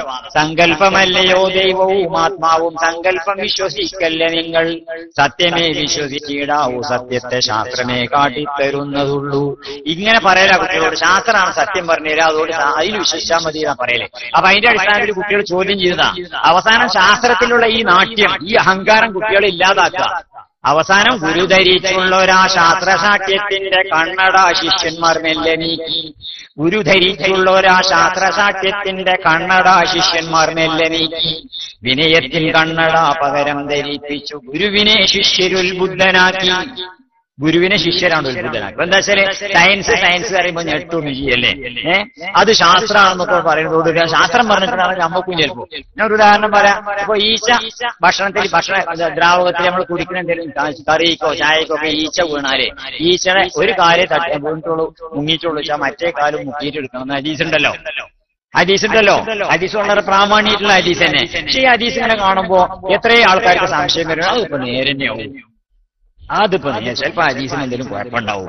അങ്ങനെ ആലോചിക്കാൻ നിൽക്കുക. കാരണം എന്താ, അതിന്റെ ഇടയിൽ ഈജിപ്തുകാരൻ ഒരു ഡോക്ടർ അല്ലെങ്കിൽ ഒരു ശാസ്ത്രജ്ഞൻ ഒരു ലേഖനത്തിൽ ഈച്ചയുടെ ഒരു ചിറകിൽ രോഗവും മറ്റേ ചിറകിൽ മരുന്നും ഉണ്ട് എന്നാണ് കണ്ടുപിടിച്ച ലേഖനം കണ്ടാൽ എന്നാ പിന്നെ ഹദീസ് ശരിയായി കാരണേ. അപ്പൊ ഹദീസ് കിട്ടിയാൽ നമുക്ക് വിശ്വാസമാവില്ല. അതൊരു ശാസ്ത്രത്തിനൂടി പറഞ്ഞാലേ ശരിയാവുള്ളൂ, വിശ്വാസമാവുള്ളൂ പറഞ്ഞാൽ പിന്നെ എന്ത് വിശ്വാസ? അപ്പൊ അതല്ല, ഈ ശാസ്ത്രജ്ഞന്മാര് പറയുന്നതൊക്കെയാണ് വിശ്വസിക്കല. ഒന്ന് ആലോചിക്കണം, എന്തൊക്കെ പൊട്ടത്തരം പറയലുണ്ട്. ഇവിടെ പിന്നെ ചന്ദ്രനിൽ പോയി വന്നിട്ട് ചന്ദ്രനിൽ പോയിട്ടുണ്ടാവും, ഇല്ലാന്ന് നമ്മൾ പറയില്ല. അപ്പൊ ചന്ദ്രനിൽ പോയി വന്നിട്ട് പിന്നെ അവര് പറഞ്ഞിട്ടുണ്ട്, പിന്നെ ചന്ദ്രനിൽ എവിടെയും ജലാംശമില്ല, അതുകൊണ്ട് ജീവജാലങ്ങൾ ഉണ്ടാവാൻ സാധ്യതയില്ല. നമ്മളൊക്കെയാണ് വിശ്വസിച്ചു. എങ്ങനെ പോയി ചന്ദ്രനിൽ ജലാംശം ഇല്ലാന്ന് ഓരോരുത്തർ പോയി ഇറങ്ങിയിട്ടില്ല എന്നൊരു പറയാൻ പറ്റുള്ളൂ. ചന്ദ്രൻ എത്ര വലുതാന്നിട്ട് ഓര് പോയി ഇറങ്ങിയിട്ട് വെള്ളം കഴിട്ടില്ല വിചാരിച്ചാണ്. ചന്ദ്രനിൽ എവിടെയും വെള്ളമില്ല അറിഞ്ഞാണ് നമ്മൾ വിടുന്നുണ്ട്. അപ്പൊ നമ്മളെ ചന്ദ്രനിൽ വെള്ളമില്ല. ഇപ്പൊ ഇവിടെ ഭൂമിക്ക് ചന്ദ്രനിൽ ഒരാൾ വന്നുകൊണ്ട് ഭൂമിയിൽ ഈ മരുഭൂമിയുടെ ഇടയിലൊക്കെ നടന്നുകൊണ്ട് കുറെ നടന്ന് അറേബ്യൻ മരുഭൂമിയിലോ സഹാറ മരുഭൂമിയൊക്കെ നടന്ന് അവിടെ പോയിട്ട് പറയണം, ആ ഭൂമിയിൽ എവിടെയും ജലാംശമില്ല, അതുകൊണ്ട് ജീവജാലങ്ങൾ ഉണ്ടാവാൻ സാധ്യതയില്ല. ശരിയാ, നോക്കിയെടുത്തില്ല എന്ന് വിചാരിച്ചാണ്ട് എവിടെ ഇല്ല എന്ന് പറയാ. എന്നിട്ട് ശാസ്ത്രജ്ഞന്മാരാണ് പറയുമ്പോ ശരി നീക്കാറുണ്ടോ. എന്നിട്ട് പിന്നെ ജലാംശം ഇല്ലാത്തോടത്ത് ജീവജാലങ്ങൾ ഉണ്ടാവൂല എന്നുള്ളത് ഭൂമിയുടെ പരിസ്ഥിതി വെച്ചിട്ടല്ലേ പറയാൻ പറ്റുള്ളൂ. അതാ വേറെ ഗോളങ്ങളുടെ പരിസ്ഥിതി വെച്ചുകൊണ്ട് അങ്ങനെ തന്നെയാണോ എന്ന് എങ്ങനെയാ ഒരു പറയാ? അതൊന്നും ആലോചിക്കൂല. എന്നിട്ട് ഒരു പറഞ്ഞിട്ട് ശാസ്ത്രജ്ഞന്മാർ പറഞ്ഞിട്ട് കാരണം വിശ്വസിക്കും. അപ്പൊ ഞാൻ പറഞ്ഞെന്താ വെച്ചാൽ ടെക്നോളജി നമുക്ക് വേണം. ടെക്നോളജി വേണ്ടെന്നല്ല പറയാൻ, ടെക്നോളജി ഇല്ലാതെ മനുഷ്യൻ ജീവിക്കാൻ പറ്റൂല. പക്ഷെ ടെക്നോളജിയുടെ വളർച്ചയിൽ നമ്മളിപ്പോ എന്തായിരിക്കുന്നു? പടച്ചവനിലുള്ള വിശ്വാസം കേട്ടോ. യഥാർത്ഥത്തിൽ മുമ്പുണ്ടായ തരത്തിലുള്ള സ്പിരിച്വാലിറ്റി, ആത്മീയത, ആ ആത്മീയത എവിടെ നമുക്ക് കാണാൻ സാധിക്കുന്നത്? ഇപ്പോ ബ്രിട്ടനിലെ അതിനു വേണ്ടിയിട്ടുള്ള ശ്രമം എല്ലാവർക്കും നടക്കുന്നത്. കുറച്ചു മുമ്പ് ബ്രിട്ടനിൽ കുറച്ച് ആൾക്കാർ കൂടെ ചെറുപ്പക്കാർ കൂടിയിട്ട് തീരുമാനിച്ചു, പിന്നെ നമുക്കൊരു ബാനറും കെട്ടിയിട്ട് കുറച്ച് ബസ് വിടാം. എന്താ ബാനറിന് എഴുതുന്നത് അറിയാം? പിന്നെ probably there is no God, so enjoy your life. Probably there is no God, so enjoy your life. പർച്ചൊന്നും ഉണ്ടാവില്ല, അതുകൊണ്ട് ജീവിതം ആസ്വദിച്ചോളൂ. അങ്ങനെ ഈ ബാനർ കെട്ടിയിട്ട് ബസ് വിടാം. അവര് 30 ബസ് വിടാനാ തീരുമാനിച്ചത്. അവസാനം പൈസ തിരിച്ചുകൊണ്ട് നോക്കുമ്പോ പണം കൊണ്ട് വന്നുകൊണ്ട് അവസാനം പിന്നെ 800 ബസ് വിടാൻ മാത്രം പൈസ. 800 ബസ് വിടാൻ മാത്രം പൈസ എന്നിട്ട് ബസ്സിനെ കെട്ടിയാണ്ട് ഇങ്ങനെ probably there is no God, so enjoy your life. പടച്ചൊന്നും ഉണ്ടാവില്ല, അതുകൊണ്ട് നിങ്ങൾ ജീവിതം ആസ്വദിച്ചോളി. ബ്രിട്ടനിൽ അങ്ങനെ നടന്നെങ്കിൽ നമ്മുടെ നാട്ടിൽ എന്താ സ്ഥിതി? ബാനറൊന്നും കെട്ടിയിട്ട് ബസ് വിട്ടിട്ടുണ്ടാവില്ല. പക്ഷെ ജീവിതം എങ്ങനെ നോക്കാണി? പരലോക ജീവിതത്തിന് എന്താ? എമിലി ഡിക്കൻസിന്റെ, അമേരിക്കൻ പോയറ്റാണ് എമിലി ഡിക്കൻസിന്റെ കവിത, that life will never come again, what is make it sweet. ജീവിതം ഇനി ഉണ്ടാവുകയില്ല. ഒരിക്കലേ ജീവിതം ഉണ്ടാവുള്ളൂ എന്നതാണ് അതിനെ മധുരമുള്ളതാക്കുന്നത്. ജീവിതം ഒരിക്കലേ ഉള്ളൂ എന്നതാണ് ജീവിതത്തെ സ്വീറ്റ് ആക്കുന്നത്, മധുരമുള്ളതാക്കുന്നത്. ഈ പ്രമാണം തന്നെയല്ലേ നമ്മുടെയൊക്കെ നാട്ടിലുള്ളത്? അങ്ങനെ തന്നെയല്ലേ ജീവിതം എന്ന് പറഞ്ഞാൽ ആസ്വദിക്കാനുള്ളതല്ലേ. Eat drink and be merry for tomorrow though short days. തിന്നോളിയും കുടിച്ചോളി സുഖിച്ചോളി, നാളെ നിങ്ങൾ മരിച്ചു എന്നുള്ള പ്രമാണം തന്നെയല്ലേ എല്ലായിടത്തും ഉള്ളത്. നിങ്ങൾ നോക്കുകയാണെങ്കിൽ ബസ്സിലൊക്കെ പോകുമ്പോൾ ചെറുപ്പക്കാരെ ചുവട്ടിൽ പാട്ട് കുത്തിത്തിരിക്കുകയാണ്, ചുവട് എൻഗേജ്. കണ്ണിന്റെ മുമ്പിൽ കമനീയമായ മൊബൈൽ കാഴ്ച, കണ്ണ് എൻഗേജ്. തൊള്ളയിൽ പാൻപരാഗോ മറ്റോ കുത്തിത്തിരിക്കി, തൊള്ള എൻഗേജ്. എല്ലാ ഓട്ടയിൽ കൂടി ഒരേ സമയത്ത് സുഖം ഇങ്ങനെ കിട്ടണം. എല്ലാ ഓട്ടയിൽ കൂടി കണ്ണി കൂടിയും കിട്ടണം, തൊള്ളയിൽ കൂടിയും കിട്ടണം, എല്ലാ ഓട്ടയിൽ കൂടി സുഖം ഇങ്ങനെ കിട്ടണം. ഈ സുഖം കിട്ടാന്നല്ലാതെ അതിന്റെ അപ്പുറത്തേക്ക് ജീവിതം ഉണ്ട് എന്നുള്ളതിനെ പറ്റി എന്ത് ധാരണ ഉള്ളത്? ലൈഫ് എന്ന് പറഞ്ഞാൽ കുറെ സോങ്ങുകളാണ്. Life is some songs you sing it. ജീവിതം എന്ന് പറഞ്ഞാൽ കുറെ പാട്ടുകളാണ്, അത് നിങ്ങൾ പാടിത്തീർക്കുക. ജീവിതം എന്ന് പറഞ്ഞാൽ കുറെ എൻജോയ്മെന്റുകൾ, ആസ്വാദനങ്ങളാണ്, നിങ്ങൾ ആസ്വദിച്ചു തീർക്കുക. ജീവിതം എന്ന് പറഞ്ഞാൽ കുറെ ചാലഞ്ചുകളാണ്, വെല്ലുവിളികളാണ്, അത് നിങ്ങൾ ഉയർത്തി തീർക്കുക. ഇതല്ലേ ചെറുപ്പക്കാരുടെ ജീവിതം? ചെറുപ്പക്കാരുടെ ജീവിതം എന്ന് പറഞ്ഞാൽ അതല്ലേ? ഈ രീതിയിൽ പോവുകയാണ് തലമുറ.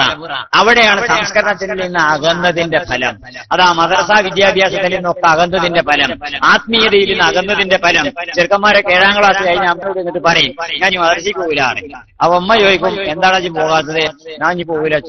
പഴയ അമ്മയും പുതിയ അമ്മയും തമ്മിൽ വ്യത്യാസം ഉണ്ടാകും. പഴയന്മാരാ അച്ഛൻ പോകില്ലാന്ന് തന്നെ ഞാൻ പറഞ്ഞേക്കുന്ന ഈ കാരന്മാരാ.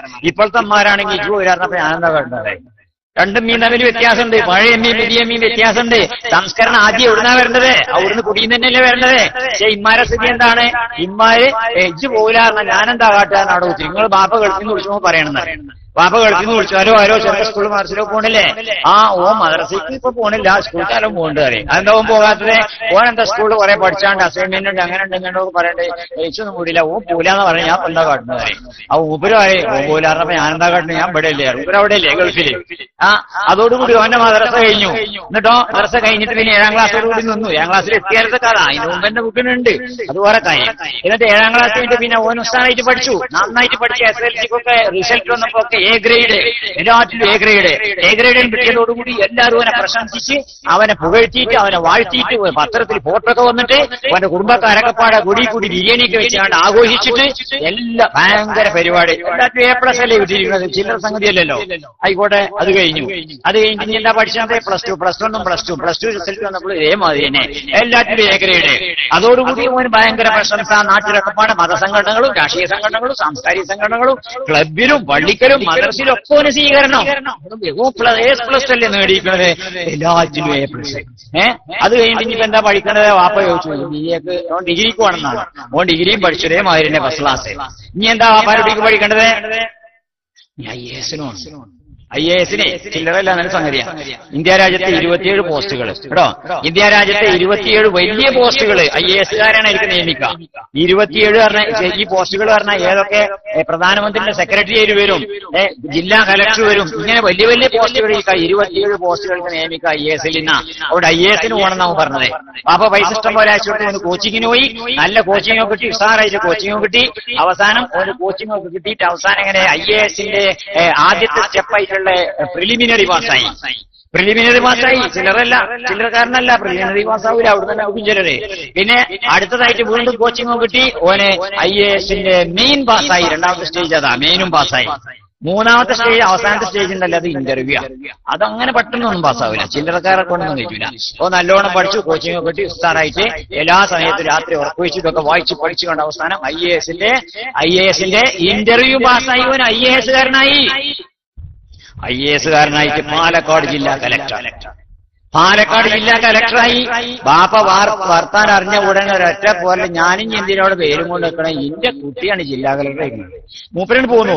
മൂപ്പര് വന്നാണ് നാട്ടിൽ സുഖമായിട്ട് അവനെ കൊണ്ട് നല്ല പെണ്ണൊക്കെ കടിച്ച് പേരൊക്കെ വലിയതാക്കി നല്ല സുഖമായിട്ട് സുഖസമൃദ്ധിയോടുകൂടി ഇങ്ങനെ ജീവിച്ചു. അങ്ങനെ ജീവിച്ചങ്ങനെ അവസാനം കുറച്ച് കഴിഞ്ഞപ്പോഴേക്ക് വാപ്പാക്ക് സുഖമില്ലാതായി, ഒപ്പം മരിച്ചു. വയസ്സാവുമല്ലോ. അത് കഴിഞ്ഞിട്ട് പിന്നെ ഓരങ്ങനെ ജില്ലാ കലക്ടറായിട്ട് നല്ല പൈസ ഉണ്ട്, എല്ലാ തരത്തിലും ആദരവുണ്ട്, എല്ലാവരും ബഹുമാനിക്കുന്നുണ്ട്, ആരും അവനെ പരിഗണിക്കും, എല്ലാ പരിപാടിയും പോലെ വിളിക്കും, പേപ്പറിൽ കിടക്കിടക്ക് ഫോട്ടോ വരും, എല്ലാം വരും. അങ്ങനെ ഉഷാറായിട്ട് ഇങ്ങനെ വിലസി 1, 2, 3, 4 ഇറങ്ങാണ്ട് അവസാനം ഓനും ജില്ലാ കലക്ടർ സ്ഥാനത്ത് നിന്ന് റിട്ടയർഡായി. മുൻ ജില്ലാ കലക്ടർ, മോശമൊന്നുമില്ല, മുൻ ജില്ലാ കലക്ടർ അല്ലേ, അങ്ങനെ മുൻ ജില്ലാ കലക്ടർ. അത് കഴിഞ്ഞിട്ടോ പിന്നെ 1, 2, 3 കൊല്ലങ്ങൾ അങ്ങനെ പോയി അങ്ങനെ കുറച്ച് ദിവസം കഴിഞ്ഞപ്പോ കലക്ടറിന് സുഖമില്ലാതായി, മുൻ ജില്ലാ കലക്ടറാണ് സുഖമില്ലാതായി. അവസാനം കലക്ടർ മയ്യത്താവൂലേ? കലക്ടറായി ചോദിച്ചു മയ്യത്താവൂലേ? ഇന്നൊക്കെ മയ്യത്തും ഇന്നഹും മയ്യത്തൂൻ, എല്ലാവരും ആവൂലേ? അങ്ങനെ മയ്യത്തായി. പക്ഷെ കലക്ടർ മയ്യത്തായാലും നമ്മളായാലും വ്യത്യാസം ഉണ്ടാവും. എന്താ വ്യത്യാസം? കലക്ഷൻ വൈകിട്ട് ഒരുപാട് ആൾക്കാർ വരും, വലിയ വലിയ ആൾക്കാർ വരും, മന്ത്രിമാർ വരും, MLA വരും, കോൺട്രാക്ടർമാർ വരും, ഒക്കെ വരും. അങ്ങാട് പിന്നെ റീത്തൊക്കെ അർപ്പിക്കും, പുഷ്പമൊക്കെ അർപ്പിക്കും, അങ്ങനെയൊക്കെ ചെയ്യും. അതൊക്കെ ചെയ്തിട്ട് പിന്നെ അവസാനം മറ വീണ സമയത്ത് ആകാശത്തേക്ക് വെടിയും പൊട്ടിച്ചും ഉണ്ടാവും. പോലീസുകാരൊക്കെ ഒരുപാട് വരും, സല്യൂട്ടൊക്കെ അടിക്കും, എല്ലാം ചെയ്യും. സല്യൂട്ട് അടിക്കണത് മുമ്പരാൾ ചെയ്യല്ല. പിന്നെ ഏതായാലും ആയിക്കോട്ടെ. എന്നിട്ട് ഒരു 5-6 അടി താഴെ മള്ളി അവിടെ കൊണ്ടുപോയേക്കും. 6 അടി താഴെ, വലിയ ദൂരമൊന്നുമില്ല, ഒരു 5-6 അടി താഴെ. പക്ഷെ പരലോകം എന്ന് പറയാം. മൂപ്പരവിടെ കൊണ്ടുവച്ച് കാണാൻ അനുശോചനയോഗം നടക്കുകയാണ്. അനുശോചനയോഗത്തിൽ ഇങ്ങനെ പ്രസംഗിക്കാൻ ഓരോരുത്തരൊക്കെ നിന്നിട്ട് അദ്ദേഹം ജില്ലാ കളക്ടറായിരുന്ന കാലഘട്ടത്തിൽ നമ്മുടെ ജില്ലക്കുണ്ടായിട്ടുള്ള നേട്ടങ്ങൾ അനർഹമാണ്, അസംഖ്യമാണ് എന്നൊക്കെ പറഞ്ഞ് അങ്ങനെ പ്രസംഗിക്കുന്ന ഓരോരുത്തരും ഈ സാധുവിടെ 6 മണി കിടക്കണേ. ഈ കടക്ക മാത്രമല്ല, അവിടുത്തെ മലക്കുകൾ വരുന്നുണ്ട്. ഒരു ക്വസ്റ്റിനെയറേറ്റാ വരുന്നത്. ഇതാജാക്കൽ, മലക്കാനിൽ, മോക്കലാനിൽ, ഹായിലാനിൽ, അലൈമാനിലെ ഭയങ്കര ഭീകര റൂട്ടികളായിട്ടുള്ള മലക്കുകളാ വന്നിരിക്കുന്നത്. ഓരോ കയ്യിലൊരു ചോദ്യവരിയുണ്ട്. ആ ചോദ്യവരി നിർത്തിയിട്ട് വായിക്കമാക്ക, വാജിരസാക്ക, ഉണർത്തും. എന്നിട്ട് എഴുന്നേൽപ്പിച്ച് ഇരുത്തുന്നൊരു ചോദിക്കാം, മൻ റബ്ബുക മൻ നബിയുക മാ ദീനുക മാ ഖബീലതുക. അങ്ങനെ ചോദിക്കണേ. ഒരു വൃത്തവും കിട്ടില്ല. ഓ 7ാം ക്ലാസ്സിന് നിർത്തിയതാ. 7ാം ക്ലാസ്സിൽ നിർത്തിയിട്ട് പിന്നെ വൈക്കും പോയിട്ടില്ല, അതിനെ പറ്റിയോട് ചിന്തിച്ചിട്ടില്ല, അക്കാര്യമായിട്ട് ആലോചിച്ചിട്ടില്ല. ഓൻ IAS കോച്ചിങ് അല്ലേ, ഓനെന്ത് മൻ റബ്ബുകെ. അങ്ങനെ ഓൻ ഉസ്താദായിട്ട് IAS എന്ത് ചോദ്യം ചോദിച്ചാലും പറയും. ആ ജാതി ചോദ്യം ഏത് ചോദിച്ചാലും പറയും. നയാഗ്ര വെള്ളച്ചാട്ടം എവിടെയെന്ന് ചോദിച്ചാൽ അപ്പ പറയും. അല്ലേ? മൻമോഹൻ സിംഗിന്റെ ജനനതീയതി എത്രയെന്ന് മൂപ്പര് ചിലപ്പോൾ നോക്കേണ്ടി വരുമ്പോൾ നോക്കാതെ പറയാനറിയാം. അമേരിക്കൻ പ്രസിഡന്റ് ഒബാമ എത്രാമത്തെ പ്രസിഡന്റാന്ന് ഒബാമക്ക് എണ്ണേണ്ടി വരുമ്പോൾ എണ്ണാതെ പറയുന്നു. ഇങ്ങനെ എന്ത് ചോദിച്ചാലും അതിനൊക്കെ ഉത്തരം പറയാൻ കഴിയുന്ന IAS അല്ലേ പാസ്സായിരിക്കണത്. ഇവിടെ മൻമോഹൻ സിംഗും ഇവിടെ മറ്റേ ഒബാമയും ഒന്നുമല്ല. ഇവിടെ മൻ റബ്ബുക്ക്, അതൊക്കെ പഠിച്ച മൻമോഹൻ സിംഗിനും ഒബാമയും ലോകവും ഒക്കെ പഠിച്ചിട്ടുള്ള ലോക രക്ഷിതാവിനെ പറ്റിയ ചോദ്യം. മൻ റബ്ബുക്ക. ഒരു പുടുത്തം കിട്ടില്ല. ഓ കണ്ണു തുറപ്പിച്ചിങ്ങനെ നിൽക്കണേ. മലക്കൾ ചോദ്യം ആവർത്തിക്കുന്നു, മൻ റബ്ബുക്ക. അതിലോ പറയാം, what kind of A question is this? I don't know അറബി. മലക്കുകളോട് ഇംഗ്ലീഷിൽ എനിക്ക് അറബി എന്ന് പറയുകയാണെങ്കിൽ ഇംഗ്ലീഷ് ചോദിച്ചോളൂ മലക്കുകളോട്. IAS ആയിട്ട് എന്ത് കാര്യം ഉണ്ടായിരുന്നു? ഭൂമിന്റെ മുകളിലുണ്ടായിരുന്നു. അടി കെട്ടിയാൽ എന്ത് കാര്യം? ഓന്റെ IAS കൊണ്ട് എന്ത് കാര്യം? ഓൻ കലക്ടറോട് എന്ത് കാര്യം? ഓന്റെ അടുത്ത് പോലീസുകാരുണ്ടായിരുന്നു, ലാത്തി ഉണ്ടായിരുന്നു, അതുകൊണ്ടൊക്കെ അവിടെ എന്ത് കാര്യം? അപ്പൊ എന്താണ് ആത്മീയത, എന്താ സംസ്കരണം എന്ന് പറഞ്ഞാല് അതിനെ ബേസ് ആക്കേണ്ടത് ഇതാണ്. ജീവിതത്തെ സംബന്ധിച്ച് ശരിയായ കാഴ്ചപ്പാടുണ്ടാവുക. അതില്ലാത്തതിന്റെ കുഴപ്പമാണ്. ജീവിതത്തെ സംബന്ധിച്ച് ശരിയായ കാഴ്ചപ്പാട്. ജീവിതം എന്ന് പറഞ്ഞാൽ അനശ്വരമാണ്. തൽക്കാലം ഒന്ന് മരിക്കുന്നുള്ളൂ, പിന്നെയും തുടരും. ജീവിതം എന്ന് പറഞ്ഞാൽ അങ്ങനെയുള്ള ഒരു കാഴ്ചപ്പാടോടുകൂടി അപ്പോ ജീവിതം എന്ന് പറഞ്ഞാൽ ഇവിടെ പരിമിതമല്ല. പരലോകപ്പാറ്റകൾ തരളൂമാമോക്ഷത്തിൻ പതിരീനായുള്ളൊരു പ്രാണേദാഹം പരപമ്പര വിഡിത്തം പരമാർത്ഥം ഇതുമാത്രം പരുപാരുത്തുള്ളൊരു ഈ മണ്ണ് മാത്രം. ഈ മണ്ണ് മാത്രമേ യഥാർത്ഥമുള്ളൂ എന്നുള്ള ചിന്ത തെറ്റ്. പക്ഷെ നമ്മൾ എന്താ വെച്ചാൽ നമ്മുടെ ജീവിതത്തിൽ നമ്മൾ കാണുന്നത് എന്താന്ന് വെച്ചാല് പൊതുവെ സമൂഹത്തിനിടയിൽ കാണുന്നത് ഇഹലോകം ഒരു യാഥാർത്ഥ്യം, പരലോകം ഒരു സങ്കല്പം അല്ലേ? നമ്മുടെ ജീവിതം കണ്ട അങ്ങനെയല്ലേ? ഇഹലോകം ഒരു യാഥാർത്ഥ്യം, പരലോകം ഒരു സങ്കല്പം. അതൊരു സങ്കല്പം മാത്രം, ഇതൊരു യാഥാർത്ഥ്യമാണ്. അപ്പൊ ഈ ലോകം യാഥാർത്ഥ്യമാണെന്ന് ചിന്തിക്കാൻ തുടങ്ങിയപ്പോ അതിനനുസരിച്ചുള്ള വിദ്യാഭ്യാസം, അതിനനുസരിച്ചുള്ള ചിന്ത, അതിനനുസരിച്ചുള്ള പരിപാടി ഒക്കെ അങ്ങനെ കൊടുക്കുക ചെയ്യണത്. അവിടെയാണ് കുഴപ്പം സംഭവിച്ചപ്പോൾ യഥാർത്ഥത്തിൽ സംസ്കരണം എന്ന് പറഞ്ഞാൽ ആ സംസ്കരണത്തിന് റസൂലുള്ളാഹി സ്വല്ലല്ലാഹു അലൈഹി വസല്ലം ഒന്നാമത് സ്വീകരിച്ചുകൊണ്ടല്ലോ. ഇതില്ലാതെ വേറുള്ളതും പറഞ്ഞ കാര്യമില്ല. ഇപ്പൊ നമ്മുടെ നാട്ടിൽ കാണാം മദ്യപാനത്തിനെതിരില് അല്ലെ? സമൂഹത്തിന്റെ ദൂഷ്യങ്ങൾ എന്ന് പറഞ്ഞാൽ എന്താ? സാമൂഹിക തിന്മകൾ എന്ന് പറഞ്ഞാൽ മദ്യപാനം തുടങ്ങി പലതും. സമൂഹത്തിൽ എന്തെല്ലാം ദൂഷ്യങ്ങളെ മദ്യപാനം തന്നെ ഒരൊറ്റ ഉദാഹരണമായിട്ട് പറയാം. നമ്മള് റോഡ് മുറിച്ചെടുക്കണമെങ്കിൽ വാഹനങ്ങളില് ഇന്ധനം പാർന്നിട്ട് കിട്ടുന്ന നികുതിയേക്കാൾ കൂടുതൽ മദ്യം വിറ്റതിൽ നിന്ന് കിട്ടുന്ന നികുതിയാണ് അത്രയും അധികം. കേരള ഗവൺമെന്റിന്റെ കണക്ക് പ്രകാരം ഇന്ധനം വിറ്റിട്ട് കിട്ടുന്ന നികുതിയേക്കാൾ വരുമാനത്തേക്കാൾ കൂടുതൽ മദ്യം വിറ്റിട്ട് കിട്ടുന്നതാണ് കൂടുതൽ എന്ന് പറയാൻ എന്താ കാരണം? ഒന്ന് ആലോചിച്ച് നോക്കുകയാണെങ്കിൽ ഈ റോഡ് മുറിച്ചെടുക്കണമെങ്കിൽ എത്ര പണിയാ വണ്ടി പോയിട്ട് റോഡൊന്നും മുറിച്ചെടുക്കണമെങ്കിൽ കുറെ നേരം കാത്തിക്കേണ്ടി വരും. വാഹനം അങ്ങനെ പോകല്ലേ? ബൈക്കായിട്ടും ലോറിയായിട്ടും കാറായിട്ടും ബസ്സായിട്ടും പോകന്നെ വണ്ടി. അങ്ങനെ ജാഥ പോണമായി പോവുക വാഹനങ്ങൾ. ഈ കണ്ട വാഹനങ്ങളിലൊക്കെ ഇന്ധനം പറഞ്ഞിട്ട് അതിൽ നിന്ന് സർക്കാരിന് കിട്ടുന്ന നികുതിയേക്കാൾ കൂടുതൽ മദ്യം വിറ്റിട്ട് കിട്ടുന്ന നികുതിയാണ് അധികം എന്ന് പറഞ്ഞാൽ എന്താ അർത്ഥം? അത്രമാത്രം സമൂഹത്തിൽ വ്യാപകം. ഇത് മാറ്റാൻ എന്താ പണി? ക്യാമ്പയിൻ നടത്തും ചിലര്, ക്യാമ്പ് നടത്തും ചിലര്, ഉത്ബോധനം നടത്തും ചിലര്, ഒരു അവയർനെസ് ബോധവൽക്കരണം നടത്തും ചിലര്. എന്ത് ബോധവൽക്കരണം നടത്തിയിട്ട് എന്താ സംഗതി കൂടി വരെന്നെ. എന്താ കൂടാൻ കാരണം? ചെയ്യേണ്ട മാതിരിയല്ലേ ചെയ്യണത് എന്നുള്ളതുകൊണ്ടല്ലേ. എന്താ ഓൻ കുടിക്കണതിനോട്ട് ഓൻ രസം ഉണ്ടാകാൻ വേണ്ടിയിട്ടാ. ഇതാണ് പള്ളിയിൽ ചെന്നാൾക്ക് സുഖമുണ്ടല്ലോ, ചില്ലറൊന്നുമല്ല തലക്ക്. ആ സുഖം കിട്ടണമെങ്കിൽ അതന്നെ ചെയ്യണ്ടേ. എള്ളോളം നല്ലൊരു വെള്ളം ഭൂലോകത്തില്ലടരാമ, എള്ളോളം പള്ളി ചെന്നാൽ ഭൂലോകം തരികിടതിട്ടേന്ന് പാടിയില്ലേ ചർമ്മ അല്ലേ? ഇത് പള്ളിയിലാണ് ചെന്നിട്ട് തരികിട തിട്ടയാകാൻ വേണ്ടി ചെയ്യണതല്ലേ. അതെങ്ങനെ ഇപ്പൊ വയത് പറഞ്ഞിട്ട് ഇല്ലാതാക്കാൻ പറ്റോ? ഉപദേശിച്ചിട്ട് ഇല്ലാതാക്കാൻ പറ്റോ? ഈ ലോകത്തു നിന്നുള്ള എന്ത് പ്രത്യാഘാതങ്ങൾ പറഞ്ഞാലും നിർത്തൂല. മുമ്പേ പ്രൊഫസറും സന്യാസിയും തമ്മിൽ സംഭാഷണം നടത്തി.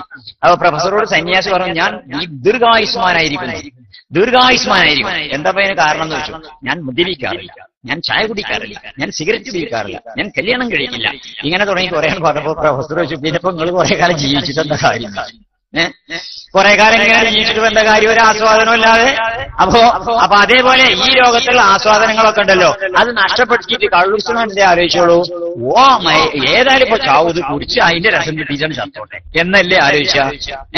ഇതിന്റെ രസം കിട്ടിയിട്ട് ഞാനാണ് ജീവൻ പോയിക്കോ, ഏതായാലും ഇപ്പൊ രസം ചാവുമല്ലോ. ഇപ്പൊ ഇത് കുടിച്ച് രസം ഇല്ലാതാക്കിയാണ് ഇതിനാ.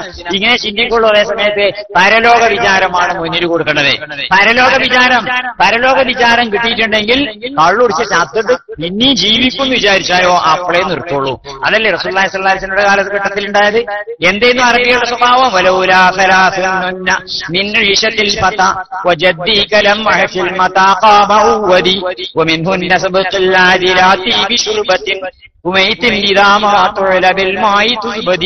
ഒരു മനുഷ്യന്റെ ജീവിതത്തിൽ 3 കാര്യമില്ലെങ്കിൽ പിന്നെ എന്തിനാണ് ജീവിതം? കാലത്ത് തന്നെ എഴുന്നേറ്റ് വരുന്ന സമയത്ത് നല്ലേ വെള്ളം പറഞ്ഞാൽ ഇങ്ങനെ നൊരച്ച് പതച്ചു വരുന്ന മദ്യം ഒരു തരുന്ന അറബി കവികളൊക്കെ അവരുടെ റസൂലുള്ളാഹി സ്വല്ലല്ലാഹു അലൈഹി വസല്ലം പരലോകത്തെ പറ്റിയുള്ള വിചാരം ഉണ്ടാക്കി. ജീവിതം എന്താണെന്ന് മനസ്സിലാക്കി കൊടുത്ത് പഠിപ്പിച്ചു കൊടുത്തു. അതോടുകൂടി എന്താ സംഭവിച്ചത്? മദ്യപാനം അല്ലേ അറിയണല്ലേ, നമുക്ക് ചരിത്രത്തിൽ അറിയുന്നതല്ലേ. അങ്ങനെ മദ്യപാനത്തിനെതിരിലാണ് ക്യാമ്പയിൻ നടത്തിയപ്പോ എന്തായി? നിർത്തുന്നുണ്ടോന്ന് ചോദിച്ചപ്പോ ഇന്ദഹൈന, നിർത്തി ഉണ്ടാക്കി വെച്ചിട്ടാണ് തീർന്നിട്ട് മറ്റന്നാ നിർത്താന്നല്ല പറഞ്ഞത്. ഇവിടെ ഉണ്ടാക്കി വെച്ച് കുറെ പാത്രം ഉണ്ട്, ഇതാണ് കഴിഞ്ഞിട്ട് മറ്റന്നാ മുതൽ അതല്ല പറഞ്ഞത്. അതോടുകൂടി ചവിട്ടി തട്ടി മറിച്ചുകൊണ്ട് സകല കള്ളും പാത്രവും അങ്ങോട്ട് ഉടച്ച് കൊണ്ട് ഒഴുകിയില്ലേ. ഇത് ഇങ്ങനെയുള്ള ഇഫക്ട് സംഭവിക്കണമെങ്കിൽ എന്ത് വേണം? പരലോകത്തെ അടിസ്ഥാനപ്പെടുത്തിക്കൊണ്ടുള്ള ജീവിത ക്രമം, അതിനെപ്പറ്റിയുള്ള ബോധം ഉണ്ടാക്കി കൊടുക്കുന്ന ആൾക്കാർക്ക്. അങ്ങനെയല്ല പലരും ചെയ്യണത്. അതുകൊണ്ടാ പ്രശ്നം അല്ലേ. നമ്മളൊക്കെ പല ആൾക്കാരുടെയും വയതിലൊക്കെ തന്നെ മതത്തിന് വേണ്ടി പ്രവർത്തിച്ച് ചെയ്യുന്ന ആൾക്കാരൊക്കെ തന്നെ നോക്കാൻ നിങ്ങള് വളരെ കുറച്ചുള്ളൂ, വളരെ കുറച്ച് ആഹാരത്തെ ബേസ് ചെയ്തുകൊണ്ട് പ്രവർത്തിക്കണുള്ളൂ. ഇപ്പോ ജമാഅത്തെ ഇസ്ലാമിക്കാര SDP വെൽഫെയർ പാർട്ടി എന്നാണ് നാട്ടിൽ കൂടെ ജനങ്ങൾക്ക് ജീവിക്കണം. ഓരതാ ചിന്തിക്കണത്. ഒരു മതപാർട്ടി എന്നാണൊക്കെ രംഗത്ത് വന്നതായിരുന്നു. പക്ഷെ ഓലിപ്പ എന്താ പറയണത്? ഓല് ജനങ്ങൾക്ക് ജീവിക്കണം എന്നുള്ളതാ പറയണത്. ഒരു കൂട്ടർ ജനങ്ങൾക്ക് ജീവിക്കണം, വേറെ കൂട്ടർ ജനങ്ങൾക്ക് മരിക്കണം എന്ന് മാത്രം പറയണവരുണ്ട് അല്ലേ. വലിയമായ കൂട്ടക്കാരൻ ഒരാൾക്കാരെ ചെന്നാല് എന്താ പീഡിയക്കാരൊക്കെ ചെന്നാണ് പറയും, നിങ്ങളെ പിന്നെ ഇന്നോ അങ്ങോട്ട് ഒന്ന് വരണം, നമ്മളെ ഒരു ഇസ്തിമാഴ ഉണ്ട്, ഒരു പിന്നെ ക്ലാസ് ഉണ്ട്, അങ്ങോട്ട് വരണം. അപ്പൊ എന്താ പിന്നെ ഞാനിവിടെ പീടിയിലല്ലേ, ഇവിടെ കച്ചവടത്തിന് വേറെ ആളൊന്നുമില്ല. അപ്പോ പിന്നെ അല്ല എന്നാലും നിങ്ങൾ പീടിയൊന്നും കുറച്ച് നേരത്തെ അടച്ചുകൊണ്ട് എങ്ങനെ ഇപ്പൊ നേരത്തെ അടക്കുക? ചില എത്ര ആൾക്കാർ കണക്കൊക്കെ തീർക്കാനുള്ളതല്ലേ, അപ്പൊ അങ്ങനെ നേരത്തെ അടക്കാന്ന് കഴിയൂലത്. അല്ല മരിച്ചു പോണ്ടേ? അപ്പൊ മുപ്പത് വെച്ചു അല്ല ജീവിച്ചു പോണ്ടേ? അപ്പോ ജീവിച്ചു പോണീനെ പറ്റി മരിച്ചു പോണീനെ പറ്റി രണ്ടും ചിന്തിക്കണം. അതാ നമ്മളാ ചെയ്യണത്. ദുനിയാ ഹസന ആഖിറത്തെ ഹസന. ദുനിയാവ് ആകത്തെറിഞ്ഞ് മരിച്ചെറിഞ്ഞാണ്ടല്ലേ. ദുനിയാവിൽ കൂടിയാണ് ആഖിറത്തിലേക്ക് നമ്മൾ എത്തുക, ദുനിയാവിൽ കൂടി ആഖിറത്തിലേക്ക് എത്തല.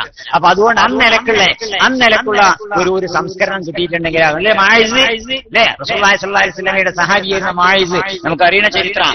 മായിസ് വ്യഭിചരിച്ചു. റസൂലുള്ളാഹിന്റെ സന്നിധിയിൽ വന്നിട്ട് പറഞ്ഞു, തഹിർനി യാ റസൂലല്ലാഹ്, എന്നെ ശുദ്ധീകരിക്കൂ റസൂലേ. എന്തിൽ നിന്ന് ശുദ്ധീകരിക്കുന്നു? ഞാൻ വ്യഭിചരിച്ചിരിക്കുന്നു. ആരും കണ്ടിട്ടില്ല, ഒരു ചാനലും അങ്ങോട്ട് എത്തിയിട്ടില്ല അല്ലേ. ഒരു ചാനലിന്റെ കണ്ണും അങ്ങോട്ട് എത്തിയിട്ടില്ല, ആരും കണ്ടിട്ടില്ല. എന്നിട്ട് ആരും മൊബൈലിലോട്ട് കുടിച്ചിട്ടില്ല. എന്നിട്ട് സ്വകാര്യമായ ജീവിതത്തിൽ വളരെ സീക്രട്ട് ആയിട്ട് നടന്ന വ്യഭിചാരം മായിസ് വന്ന റസൂലിനോട് പറയാം, തഹിർനി യാ റസൂലല്ലാഹ്, എന്നെ അങ്ങ് എന്നെ സംസ്കരിക്കണം. അപ്പൊ എന്തിൽ നിന്ന്? ഞാൻ വ്യഭിചരിച്ചിരിക്കുന്നു. അപ്പൊ സഹാബികളോട് പറഞ്ഞു, അല്ലാതെ കുറ്റം തെളിഞ്ഞാൽ പിന്നെ ശിക്ഷിക്കേണ്ടി വരുമല്ലോ, റസൂലുള്ളാഹിക്ക് അത് ഇഷ്ടമല്ലല്ലോ, കുറ്റം തെളിഞ്ഞാൽ ശിക്ഷിക്കേണ്ടി വരുമല്ലോ, റസൂലുള്ളാഹിക്ക് അത് ഇഷ്ടമല്ല. അത് ശിക്ഷനെ എങ്ങനെയും ഒഴിവായിക്കോട്ടെ എന്ന് വിചാരിച്ചാണ്ട് റസൂൽ റഹ്മത്തല്ലേ. അവ പറഞ്ഞു, പിന്നെ ഓൻ കള്ളുടിച്ചിട്ട് നോക്കാനുണ്ടോ? കള്ളുടിച്ചിട്ടൊന്നുമില്ല. അല്ല ഓന് വല്ല ഭ്രാന്ത് മാനസികമായിട്ട് വല്ല പ്രശ്നമുണ്ടോ നോക്കുകയാണെങ്കിൽ അതുമില്ല. സായിസ് പറയാം ഞാൻ കള്ളുടിച്ചിട്ടില്ല, എനിക്ക് മാനസിക വിഭ്രമൊന്നുമില്ല, ഞാൻ യഥാർത്ഥത്തിൽ വിഭജിച്ചിരിക്കുന്നു, എന്നെ ശുദ്ധീകരിക്കണം. റസൂലുള്ളാഹി സ്വല്ലല്ലാഹു അലൈഹി വസല്ലം ശിക്ഷ നടപ്പിലാക്കാൻ തീരുമാനിച്ചു അല്ലേ. എന്നിട്ട് പിന്നെ കുറച്ച് കഴിഞ്ഞപ്പോ ഒരു പെണ്ണ് വരുന്നു, തഹീർനി യാ റസൂലല്ലാഹ്, എന്നെ ശുദ്ധീകരിക്കേ. എന്താപ്പോ ഞങ്ങളാ മായതിനെതിരെ ശിക്ഷ എടുത്തില്ലേ, മായതിനെ എറിഞ്ഞുകൊന്നില്ലേ, ആ മായത് ബന്ധപ്പെട്ട സ്ത്രീ ഞാനാണ്, അതുകൊണ്ട് എന്നെ ശുദ്ധീകരിക്കണം. അപ്പോ വിഭജിച്ചിട്ടുണ്ടെങ്കിൽ ഇപ്പോ എനിക്ക് പള്ളിയിലുണ്ടാവൂലേ? ആ പള്ളിയിലൊക്കെ ഉണ്ടാവും. എന്നാലേ പ്രസവിച്ചിട്ട് ആ കുട്ടിനെ കൊല്ലാൻ പറ്റൂലല്ലോ. ആ കുട്ടി ഇങ്ങനെ ഉണ്ടായി വന്നിട്ട് കുട്ടി അതിനെ പ്രസവിച്ചതിന് ശേഷം മാറും. പ്രസവിച്ച് ഏതാണ്ട് നീശാൻ പറ്റി എന്നുള്ള കുട്ടീനെ എടുത്തുകൊണ്ട് റസൂലുള്ളാഹിന്റെ സന്നിധി ചെന്നിട്ട് പറഞ്ഞു, ആ കുട്ടീനെ ഞാൻ പ്രസവിച്ചിരിക്കുന്നു റസൂലേ, എന്നെ ശുദ്ധീകരിക്കണേ, എന്നെ എറിഞ്ഞു കൊല്ലണേ ഈ പറയണതേ. ശുദ്ധീകരിക്കണം എന്ന് പറഞ്ഞാൽ എന്നെ എറിഞ്ഞു കൊല്ലണതേ, അതാ പറയണത്, ശുദ്ധീകരിക്കണം. അല്ല കുട്ടി ചെറുപ്പല്ലേ, അതിന്റെ മുലടി പറ്റാതപ്പോ എങ്ങനെ? കുട്ടിക്ക് പിന്നെ മുലകൊടുക്കാൻ ആളുണ്ടാവുമല്ലോ. ഇനിയിപ്പോ എന്താ കാട്ടാ? ഒരു കാര്യം ചെയ്യേ, ഇപ്പൊ പേക്കൊന്നില്ലേ, കുട്ടി ഭക്ഷണം കഴിക്കാനായിട്ടു 2 കൊല്ലം കഴിഞ്ഞിട്ട് വീണ്ടും ആ കുട്ടിനെ ഒക്കെ തെച്ചുകാണ്ട് വരിക, കുട്ടിന്റെ കയ്യിൽ ഭക്ഷണ സാധനങ്ങൾ റൊട്ടിയൊക്കെ കൊടുക്കാണ്ട് അങ്ങനെ വരികയാണ്. ഇതാ റസൂലേ, എന്റെ കുട്ടി ഇതാ തിന്നു, റൊട്ടി ഇതാ തിന്നു, എന്നെ ശുദ്ധീകരിക്കും. ഇന്നെ എറിഞ്ഞു കൊല്ലണം എന്നാണ് വരുന്നത്. കാരണം എന്താ? അതാ സംസ്കരണം എന്ന് പറഞ്ഞാൽ പരലോകം ഉണ്ട് എന്നുള്ള വിചാരം. എങ്ങനെ വിചാരം? പരലോകം ഉണ്ട്, എവിടെ ഉണ്ട് എന്നുള്ള സങ്കല്പമല്ല നമ്മുടെ ജീവിതം. ഞാനൊരിക്കൽ പിന്നെ ഉച്ചാരക്കടയിൽ നിന്ന് പിന്നെ ഒരു സംസ്ഥാന പരിപാടി സംബന്ധിക്കാൻ വേണ്ടി പാലക്കാട് പോവാ. മദീന എന്നുള്ള ഒരു ബസ്, വെറും തിരക്ക് ബസ്. അങ്ങനെ ബസ്സിൽ കയറി ഇങ്ങനെ നിന്നു. ഇരിക്കാൻ പോയിട്ട് നിൽക്കാൻ തന്നെ സ്ഥലമില്ല, അങ്ങനത്തെ തിരക്ക്. അങ്ങനെ ഞാൻ അങ്ങനെ നിൽക്കുന്നതിന്റെ അടുത്തുണ്ട് ഒരു സീറ്റ് ലേശങ്ങൾ നീണ്ടു കിടക്കുന്നുണ്ട്, ഒരാൾക്ക് ഇരിക്കാൻ പാകത്തിൽ ലേശങ്ങൾ നീണ്ടു കിടക്കുന്നുണ്ട്. അപ്പൊ ഞാൻ അറിയാതെ അവിടെ ഉണ്ട്. അപ്പൊ കണ്ടക്ടർ എന്നോട് പറഞ്ഞു, നിങ്ങൾ എന്താ ഇരിക്കുന്നതിന്റെ ഉള്ളിൽ ചിപ്സാണ്. അതിൽ ഞാൻ പെട്ടെന്ന് എണീറ്റിട്ട് പുള്ളിയെ മാതിരി എണീറ്റ് അവിടെ നിന്നു. പിന്നെ എനിക്ക് മനസ്സിൽ പ്രയാസമായ, അല്ല ഞാൻ ചിപ്സ് ആണല്ലോ, അപ്പൊ നമ്മൾ ഇരുന്നത് കൊണ്ട് അതിൽ പൊട്ടിയിട്ടുണ്ടാവുമല്ലോ ബേജാർ. ഞാനിങ്ങനെ മണ്ണാർക്കാട് ബസ് എത്തിയതിനു ശേഷം അപ്പൊ തിരക്കൊക്കെ കുറഞ്ഞു. തിരക്ക് പറഞ്ഞപ്പോ കണ്ടക്ടർ എടുത്തിട്ട് പറഞ്ഞു, പിന്നെ ആ ചിപ്സ് എവിടെ കൊണ്ടുവന്നു വെച്ചാൽ അവരുടെ ഫോൺ നമ്പർ എനിക്ക് ആവശ്യമുണ്ട്, അഡ്രസ്സും ഫോൺ നമ്പറൊക്കെ തരുന്നതാണ്. അത് എന്തിനാ ആവശ്യം? അല്ല ഞാൻ ഇരുന്നതുകൊണ്ട് എനിക്ക് 1-2 കഷ്ടമൊക്കെ പൊട്ടിക്കണമെങ്കിലോ, അപ്പൊ ഞാൻ ഉത്തരവാദിയല്ല, എനിക്ക് കോമ്പൻസേഷൻ, എനിക്ക് നഷ്ടപരിഹാരം കൂടിയാണ് ജനങ്ങളോട് പൊരുത്തപ്പെട്ട് ഇസ്രായേലിന് വേണ്ടിയിട്ടാണ്. നിങ്ങൾ എവിടുന്ന വരുന്നത് ചോദിച്ചു. ഞാനിങ്ങനെ കക്കിടാൻ അല്ല ഏത് ലോകത്തിനാ വരുന്നത്? അപ്പൊ ഞാൻ പറഞ്ഞു, ഞാൻ ഈ ലോകത്ത് തന്നെ ഇന്നത്തെ ലോകത്തെ ജീവിക്കണിച്ച ഈ ചോദ്യം ആരാ ചോദിക്കുക? കാരണം ഈ തിരക്കുള്ള ബസ്സിൽ ചിപ്സ് കൊണ്ടുപോകുമ്പോ 1-2 കഷ്ണം പൊട്ടൊന്ന് കൊണ്ടുപോകണൊരു ആ ഒരു പ്രതീക്ഷിക്കും. 2-3 കഷ്ണം പൊട്ടിന്ന് വിചാരിച്ചു ആർക്കും ഒരു പ്രശ്നമൊന്നും ആവില്ല, കൊണ്ടുപോകുന്നവരും പ്രതീക്ഷിക്കും. അവിടെ നിങ്ങൾ അതിന് കത്തയക്കാനും അതിന് ഫോൺ വിളിക്കാനും നിൽക്കണ്ടാറുണ്ട്. ഞാൻ പറഞ്ഞത് പറ്റൂല, നിങ്ങൾക്ക് അങ്ങനെ പറയാൻ പറ്റും, നിങ്ങൾക്ക് അങ്ങനെ പറയാൻ പറ്റും. ഞാൻ പരലോകത്തിൽ വിശ്വസിക്കുന്ന ആളാണ്. അതുകൊണ്ടേ ഞാൻ മാശരിയിൽ വരുന്ന സമയത്ത് അല്ലെങ്കിൽ തന്നെ നമുക്കൊരു അമലും ഇല്ലാതെ പാപിയായി നിൽപ്പിക്കാറ് അവിടെ. അപ്പോഴേക്കാരം മറ്റേ ചങ്ങായി 2 ഈ ചിപ്സ് വെച്ച് വന്നുകൊണ്ട് പിന്നെ ഇത് പൊട്ടിച്ചാണ് അതിന്റെ ഒരു കൊണ്ടാറിനാൽ എന്റെ അടുത്ത് ഇട്ട് കൊടുക്കാൻ ഒന്നും ഉണ്ടാവില്ല അവിടെ വരുന്നു പറഞ്ഞു. ഞാൻ വിളിച്ചിട്ട് പറഞ്ഞു, ഇതിനെ നിങ്ങളെ ആ ചിപ്സിൽ എല്ലാം പൊട്ടിന്ന് ചോദിച്ചു. എന്തേപ്പോ അങ്ങനെ ചോദിക്കാന്ന് ചോദിച്ചു. അല്ല ഞാൻ അറിയാതെ ബസ്സിൽ തിരക്കായതുകൊണ്ട് അതിന് ഇരുന്നീരും. അങ്ങനെ കണ്ടക്ടർ പറഞ്ഞപ്പോ എണീക്കും ചെയ്തു. അപ്പൊ അങ്ങനെ പൊട്ടിക്കണോ അറിയാൻ വേണ്ടിയില്ല, പൊട്ടിക്കണേ ഒന്നും നിങ്ങളെ കൊണ്ട് പൊരുത്തപ്പെടിക്കണം, അല്ലെങ്കിൽ അതിനെ നഷ്ടപരിഹാരം വേണ്ടിച്ചത് ഞാൻ ചെയ്യാം, അതിന് വേണ്ടിയിട്ട് വിളിച്ചതാണ്. കാരണം നിങ്ങളതാകെ പൊട്ടിച്ചിട്ടുണ്ടെങ്കിലും ഒരു നഷ്ടപരിഹാരവും തരാൻ ഞങ്ങൾ ആകെ പൊരുത്തപ്പെട്ടിരിക്കുന്നു. ഇങ്ങനെ ചോദിക്കുന്ന ഒരു മനുഷ്യനെ കാണാൻ പറ്റുമോ പോലും? ഇത് പറഞ്ഞതിന് എന്റെ ആത്മകഥ പറഞ്ഞതല്ല, ഇത് ഉദാഹരണം പറഞ്ഞതാ. സംഭവിച്ചതാണ്, പക്ഷെ സംഭവിച്ചത് ഉദാഹരണമായത് നമ്മളെ തന്നെ ലൈഫിൽ ഇതാ പരലോകത്തിലുള്ള വിശ്വാസം എന്ന് പറഞ്ഞാൽ അങ്ങനെ വേണം ജീവിതത്തിലും ഏത് കാര്യത്തിലാണെങ്കിലും പരലോക ജീവിതത്തിലുള്ള വിശ്വാസം. ആ വിശ്വാസം ശക്തമാവലാണ് സംസ്കരണത്തിന്റെ അടിസ്ഥാനം. അതിന്റെ കുറവായി ഇപ്പൊ ഉള്ളത്. ആർക്കും പരലോകം എന്ന് പറഞ്ഞ ഒന്നൊരു സങ്കല്പം മാത്രമായിട്ട് കേട്ടാൽ തന്നെ ഒരു സങ്കല്പമായിട്ട് ഇങ്ങനെ തോന്നാന്നല്ലാതെ അതൊരു യാഥാർത്ഥ്യമാണ്. വല്ലദീ നഫ്സി ബിയദിഹി ലതമൂതുന്ന കമാ തനാമൂൻ വലതുബഅസുന്ന കമാ തസ്തയഖിലൂൻ വഇന്നഹാ ലജന്നത്തുൻ അബദാ വലനാറുൻ അബദാ. റസൂലുള്ളാഹി സ്വല്ലല്ലാഹി അലൈഹി വസല്ലം പറയുന്നു, എന്റെ ജീവന്റെ ഉടമസ്ഥനാണ് സത്യം, നിങ്ങൾ ഉറങ്ങുന്നു എന്നതൊരു സത്യമല്ലേ? നിങ്ങൾ ഉറങ്ങുന്നു ദിവസം എന്നതൊരു സത്യമല്ലേ? അതേപോലെ നിങ്ങൾ മരിക്കും എന്നതും ഒരു സത്യം. നിങ്ങൾ ഉറങ്ങിയിട്ട് പിന്നെ ഉണരുന്നുണ്ടല്ലോ, അതേപോലെ നിങ്ങൾ പാരത്രിക ജീവിതത്തേക്ക് പുനരെഴുന്നേൽപ്പിക്കപ്പെടും എന്നതും ഒരു സത്യം. അതിനുശേഷം വഇന്നഹാ ലജന്നത്തുൻ അബദാ, ശാശ്വതമായ സ്വർഗം ഒന്നുകിൽ അല്ലെങ്കിൽ ശാശ്വതമായ നരകം ഒന്നുകിൽ. ഈ ഒരു കാഴ്ചപ്പാട്, ഈ ഒരു വിശ്വാസം മനസ്സിന്റെ ഉള്ളിൽ ദൃഢപ്പെടുത്താനുള്ള പരിശ്രമമാണ് സംസ്കരണത്തിന്റെ അടിസ്ഥാനം. അതിൽ നിന്നുള്ള അകൽച്ച കൊണ്ട് തന്നെയാണ് ഇന്ന് ലോകത്ത് കാണുന്ന എല്ലാ അനർത്ഥങ്ങളും. എണ്ണി പറയുകയാണെങ്കിൽ ഒരുപാട് പറയാനുണ്ടാവും. അപ്പൊ അതുകൊണ്ട് നിങ്ങൾ ഇഹലോകത്തും അങ്ങനെ തന്നെ കേട്ടോ. ഈ ലോകത്തെ ജീവിതവും മര്യാദക്കാവണമെങ്കിൽ സ്പിരിച്വാലിറ്റി വേണം, സംസ്കരണം വേണം. നമ്മൾ നോക്കുകയാണെങ്കിൽ ഒരു 4-5 മാസം മുമ്പ് 4-5 മാസം മുമ്പേ സയന്റിസ്റ്റുകൾ ശാസ്ത്രകാരന്മാർ പറയണു ഇത് 2014 2015 ഒരുപാട് കാലം കഴിഞ്ഞിട്ടല്ല 300 കോടി ആളുകൾക്ക് കുടിവെള്ളം ഉണ്ടാവില്ല എന്നറിയണം. എന്താ നമ്മുടെ സ്ഥിതി? 300 കോടി ആളുകൾക്ക് ലോകത്തൊരു 700-800 ചോട്ടിലല്ലേ ഇപ്പോൾ ആൾക്കാരുണ്ടാവുള്ളൂ കോടി. അതിലെ 300 കോടി എത്ര പകുതി ആളുകൾക്ക് കുടിവെള്ളം ഉണ്ടാവൂലെന്ന് അടുത്ത കൊല്ലം 15 എന്ന് പറയണത്. എന്താ ചെയ്യാൻ പറ്റുക? ഏത് ശാസ്ത്രജ്ഞനുണ്ടായിട്ടുണ്ട കാര്യം? മുഖ്യമന്ത്രി മര്യാദക്ക് മഴ പെയ്യിപ്പിച്ചോളെന്ന് പറഞ്ഞ നിവേദനം കൊടുത്തിട്ട് വല്ല കാര്യമുണ്ടോ? മൻമോഹൻ സിംഗിന് കത്തയച്ചിട്ട് കാര്യമുണ്ടോ?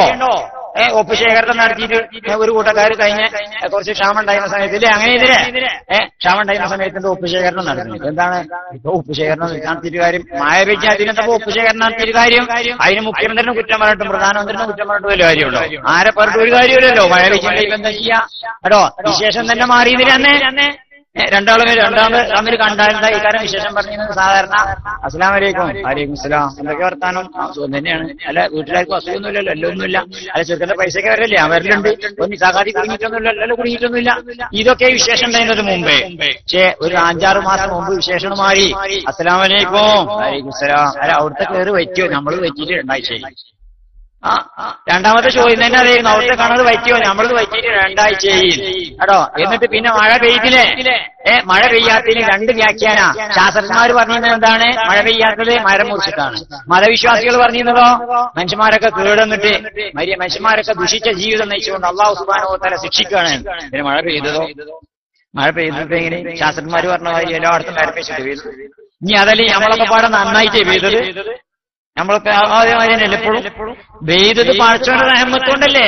അല്ലാഹു സുബ്ഹാനഹു വ തആലയുടെ റഹ്മത്ത്. ആ റഹ്മത്ത് എല്ലായിടത്തും ഉണ്ട്. പക്ഷെ നമ്മൾ ആ റഹ്മത്തിലേക്ക് ഉണരാത്തതാ പ്രശ്നം. ആ റഹ്മത്തിലേക്ക് നമ്മൾ ഉണരാത്തതാ പ്രശ്നം. ജുനൈദുൽ ബഗ്ദാദി അദ്ദേഹത്തിന്റെ ആത്മീയമായ ഉള്ളുണർവ് ശക്തിയാവുന്നതിന്റെ മുമ്പ് ഒരു വൈക്കിങ്ങനെ പോവുക, ഒരു ഭാഗത്തിരുന്നാണ് ഇങ്ങനെ പ്രാർത്ഥിക്കുക പടച്ചവനോട്. അല്ലാഹുവേ, എവിടെയാണ് അതിന്റെ റഹ്മത്ത്? എവിടെയാണ് നിന്റെ കരുണ? എവിടെയാണ് എന്റെ കരുണ? ഞാൻ നിന്റെ കരുണക്ക് ആവശ്യമുള്ളവനാ. ഞാൻ മുഹത്താജിന്റെ റഹ്മത്തിക്ക് അയിന റഹ്മത്തിക്ക് അങ്ങനെ പടച്ചവനോട് ചോദിക്കാം, എന്റെ റഹ്മത്ത് എവിടെ എവിടെ എവിടെയെന്ന് വെച്ചാൽ. അപ്പോ റാവിയത്തിലധിക വൈദ്യുതി ചെല്ലുണ്ട്. റാവിയത്തിലധിക കേട്ടു കയ്യിൽ വടിയുണ്ട്. അപ്പോ എവിടെയാണ് എന്റെ റഹ്മത്ത്? എവിടെയാണ് എന്റെ റഹ്മത്ത് എന്ന് പ്രാർത്ഥിക്കുമ്പോൾ റാവിയത്തിലധികം വടിയുടെ ഒരൊറ്റ ഭൂഷണം കുറിച്ച് ജുനൈദുൽ ബഗ്ദാദിയെ. എന്താണ് നിങ്ങൾ ഈ പ്രാർത്ഥിക്കുന്നവരെ ശല്യം ചെയ്യുന്നത്? അപ്പൊ റാബിയത്തിലധികം പറഞ്ഞു, ഇനി പറഞ്ഞാൽ ഇനിയും കിട്ടും. അതെന്താ? നിങ്ങൾ എന്താണ് ഈ പറയുന്നത്? അള്ളാന്റെ റഹ്മത്ത് എവിടെയെന്ന് ചോദിക്കല. അള്ളാഹുവിന്റെ റഹ്മത്ത് എല്ലായിടത്തും ഉണ്ട്. പക്ഷേ ജുനൈദ്, നിങ്ങൾ ആ റഹ്മത്തിലേക്ക് ഉണരൂ. ഉണരാത്തതാ പ്രശ്നം. റഹ്മത്ത് ഇവിടെ അല്ലാത്തതല്ല പ്രശ്നം, റഹ്മത്തിലേക്ക് നമ്മൾ ഉണരാത്തതാണ് പ്രശ്നം. അപ്പൊ അതുപോലെ റസൂലുള്ളാഹി സ്വല്ലല്ലാഹി അലൈഹി വസല്ലം എന്ന റഹ്മത്ത് ഇവിടെ എല്ലാം ഉണ്ട്. അള്ളാഹുവിന്റെ റഹ്മത്ത് എല്ലായിടത്തും ഉണ്ട്, എന്നുമുണ്ട്. വസിയത്ത് റഹ്മത്തി കുല്ല ഷൈഇൻ, അല്ലേ? അള്ളാഹിന്റെ മറ്റെല്ലാ ഗുണങ്ങളെക്കാളും റഹ്മത്താണല്ലോ മുന്തിയത്. പക്ഷെ ആ റഹ്മത്തിലേക്ക് നമ്മൾ ഉണരുന്നില്ല എന്നുള്ളതാ പ്രശ്നം. എല്ലാവരും ഉറങ്ങുകയാണ്. ആളുകളെല്ലാം ഉറങ്ങുകയാണ്. മരിക്കുമ്പോഴാണ് അവർ ഉണരാൻ. ഏതാണ് ഏതായത്? അജബല്ലിൽ മുഹിബ്ബി കൈഫയനാമു കുല്ലു നൗമിൻ അലൽ മുഹിബ്ബി ഹറാമു. ഈ ഉണർച്ച ഏതാ? ഈ ഉറക്കമേതാ? ഈ ഉറക്കം എന്ന് പറഞ്ഞാൽ പ്രത്യക്ഷത്തിലുള്ള നമ്മളെ കണ്ണിന്റെ ഉറക്കമല്ല, മനുഷ്യന്റെ ആത്മാവിന്റെ ബോധത്തിന്റെ ചിന്തയുടെ അതിന്റെ ഒക്കെ ഉറക്കാണ് യഥാർത്ഥത്തിൽ ഈ ഉറക്കം എന്ന് പറഞ്ഞാൽ. ആളുകളൊക്കെ ഉറങ്ങുകയാണെന്ന് പറഞ്ഞാൽ കേവലം ബുദ്ധിയുടെ ലോകമാണെന്ന്. ബുദ്ധിയിൽ പരിമിതപ്പെടുന്ന ലോകം. ബുദ്ധിപരമായ വളർച്ച കൂടുന്നുണ്ട്. അതാ ശാസ്ത്രം, സാങ്കേതിക വിദ്യയും ടെക്നോളജി ഒക്കെ വളരുന്നുണ്ട്. അതൊക്കെ ബുദ്ധിയുടെ ലക്ഷണം, ബുദ്ധിപരമായ വളർച്ചയാണ്. ഇത് അപ്പുറത്തെ ഇഷ്ക് എന്ന് പറഞ്ഞുകൊണ്ട് അവിടേക്ക് എത്തണില്ല. അക്കൽ സേ ഗുസർജ യേ